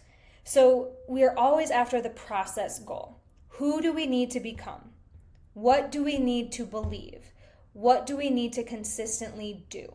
Ore is so good at this. At the beginning, I was so worried about just paying off my $75K in credit card debt. And I just wanted those 5 clients and that $60K to just, all add up, and there was going to be some finish line. But then we kept doing it month after month. And the debt just got paid off without me focusing on it. I was just making sales and growing and learning and doing my job and putting on my doctor coat. Those are some of the things that I needed to become. I shared with you what I needed to believe. And now the question is, what do you need to consistently do to be the type of CEO who makes sales every week? So let me give you my process goals. Number 1, practice. Take reps always with your script. There have been so many times where I have cherry picked and canceled calls and felt like, I don't feel like working with this person. Or I thought, no, they're going to be easy. I'll just sparkle them. I won't use a script. And every time I come back to having a script. This goes into the second one as well. Think about, okay, do you guys know I love the NFL? I love the National Football League. My team is the Packers. I love Sundays in the fall watching NFL. And I think about these elite professional athletes, and they spend all week studying for the one game. Yes, they train, but there comes a point in the season where you can't really beat up your body anymore with just physical workouts. And so, of course, now they're getting into biohacking, and they do like brain electrode crazy things in their car, but they also study the film. They watch their own plays. They watch the other team obsessively so that they are prepared for game time. And this is the same kind of thing that we have the privilege to do in our work. We have recordings of these things. We can watch ourselves on the field. We can practice. We can get on the field with mock people on our team. We can do role playing. We can run through the script in our shower. Like, you can put in the headphones like I did biking to your other job. Like, if you are thinking of yourself as a specialist, as a doctor, like an elite athlete, like high performance that we want to coach, you have so many tools in your arsenal to get amazing fast. Practice and feedback are how you're going to get there the fastest. So those are my top 2 process goals. I still take a sales call or 2 every week just to stay in it. It's my sport. I love going out and finding gaps and diagnosing and prescribing. And then I review every call. So on your script, it's going to say very clearly, you have to record all of your calls. And this is so that you can watch your tape. Look, I know it is cringy. Believe me, I have a story about this. But use your data to help you win. Because if you watch yourself, you're going to be able to give yourself really good feedback of where you went wrong, where you were cringy, so you can just quickly turn it around. Because it is way more cringy to keep doing the same thing and not know it and ruin all of your sales, as opposed to seeing the cringy thing once, fixing it, moving on. That's growth. Then the third process goal that I have is I study objections, right? So I told you there was a time when I had note cards and I was reading those. You can role play until you sweat. I still work with people on the team, or we'll role play with each other, trying to be difficult clients so that we can just be ready for it. So we think about objections like tennis. Like, it's a game. It's a volley, back and forth, back and forth, back and forth.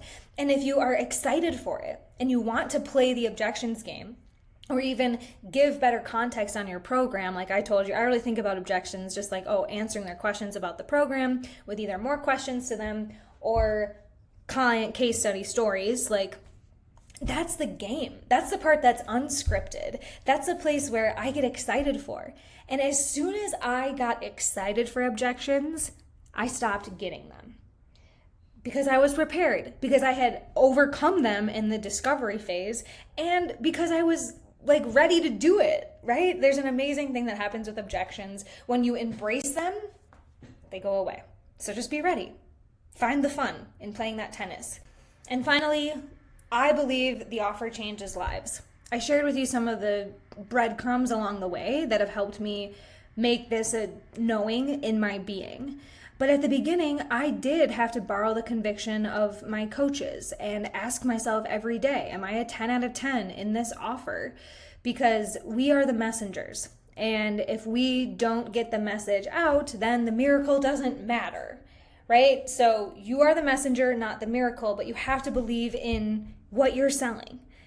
And most coaches are good there, but there are times throughout the weeks, if you're getting enough no's or you're getting enough people asking you questions that you weren't expecting, your belief can start to undulate. And so it has to be part of your process goals to not just practice and get yourself feedback and be ready for the objections, but are you checking in with your conviction, your internal meter of, do you feel like this is an easy yes? Because that energy, that conviction is essential. Remember, if you're not there yet, go back to the drawing board. Let's do better. Let's make it an even easier yes to make sure you have all the components in your program so that you feel like it's 100% an easy yes. Because if you don't, then who else will? So I hope all of this sounds simple. These are really just the 4 things that you have to do to become the type of CEO who makes sales every week. But it is not easy.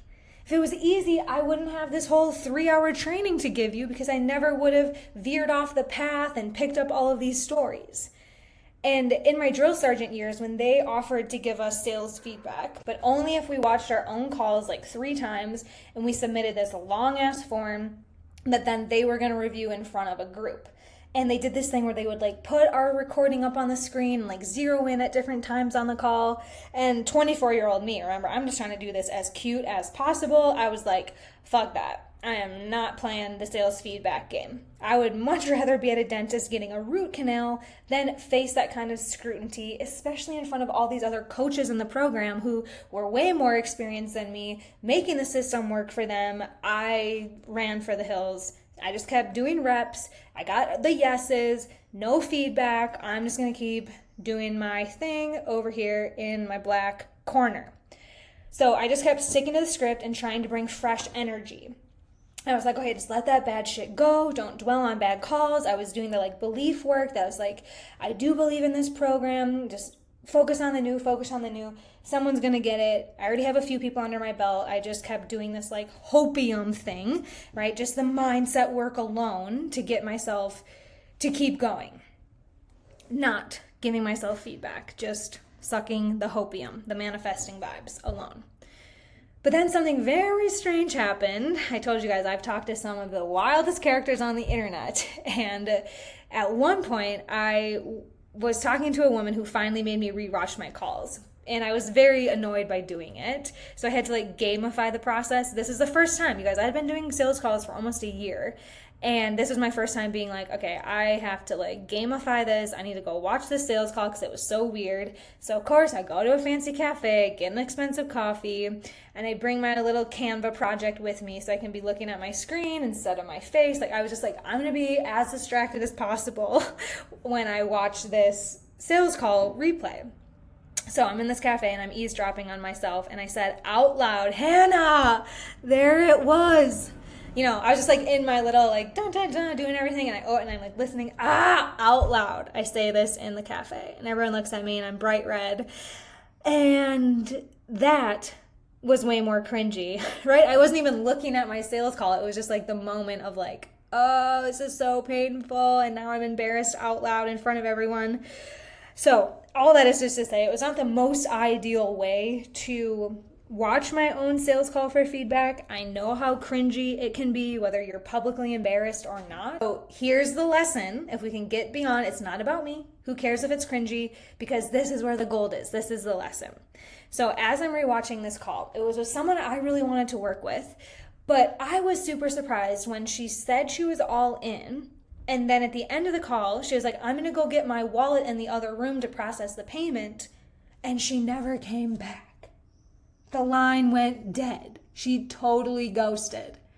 And I was stunned and confused because I thought the call had gone well. I thought I was doing good vibes, following the script, overcame objections. Okay, so remember, I'm like begrudgingly rewatching this. And on the call, like when I'm rewatching, when I said something at the cafe, I picked up on the fact that she told me about another coach she had hired. Somewhere in the discovery phase, she mentioned her coach. And I didn't ask what happened. I just assumed this woman knew I'm different than every other coach. She kept telling me how much she liked my energy. Again, I wanted to work with this woman and I heard other coach and I was like, that sounds like it's old, in the past, whatever. And so I watched myself say, you're smart. You've done this before. You know what to do. So should we talk about how I can help you? And then she let me go through the pitch. So I had gone through everything, right? And I was just like, okay, like you're smart. You know what's going to, like, can I share this? And I got the permission to go to the pitch, but then I was also like, she wasn't taking notes, she wasn't nodding, she was just kind of like gazing back at me, and I never actually had her interest. She played me, and she even got free coaching out of me in the end, because at the end she was also like, you're so right, I can do this. So like, what do you think makes me a good client? Or like, why are you so confident that you can help me, Hannah? And I sat there and told her how great she was. I was like, well, because you've done so much and you've been through these experiences and you have these testimonials, blah, blah, blah. So I just gave her this free ego stroke, told her how great she was, and then she just ghosted. Now, this has never happened since or again, but like it definitely happened once where she just said, I'm going into the other room to get my card, and then just, I have never heard anything from her since. Now, I had spent days in my head toiling about how weird this woman was. And, I was thinking, did she drop her phone? Like, did my internet? Like, I had all of these stories in my head. But then just watching the call, it was so clear to me. I missed finding the pain in the other coach and exhausting all other options. Like, I did not check those boxes on this call.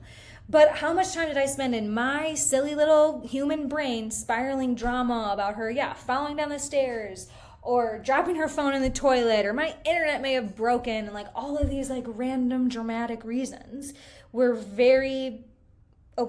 were totally obliterated, and I could just come back to the data and the lesson by watching my own call.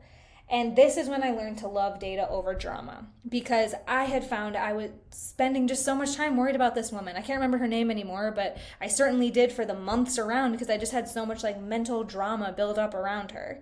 When I could have, now in hindsight, what I do is just watch it, collect the data, take the lesson, move on. We want to find the trends, not the stories in your head. Stick to your training plan. You're going to get other drama. You might not have someone fall off the face of the earth during a call like this, but you might have people tell you that you're a fraud, like my loved one did. Or you might have people tell you that you charge too much, or that the explanation, whatever. But if those are flukes, then it's drama. This is why we have tracking sheets and templates, and we always come back to like, are you C, are you E, are you O? Are you connecting, are you engaging, are you offering? Because when we get outside of the systems, then our heads just run wild, and if you let your brain run wild, then your life runs wild. And so this is, again, when I learned to love all data, no drama. So you can do the same thing and make this learning sales growth curve a heck of a lot easier and shorter for yourself if you stick to the training plan. These are the process goals. Once again, it's 4 simple things. Practice, get on the field, get the reps in, talk to people, see if you can help them. Then get feedback, review all of your calls, watch your tape, pick the lessons up, and keep running. And then study for objections, because it's much easier when you're prepared, not when you're surprised. I watch most of you go out on your first few sales calls, get an objection, and then give up. And I want you to stop doing that. Be ready for them. It's tennis. You get to explain. Be ready. And then keep your conviction strong. Conviction is what closes. Keep believing that your offer changes lives. You are the messenger, not the miracle. But your miracle does save lives. And I promise, your life will get easy on the other side of this learning curve.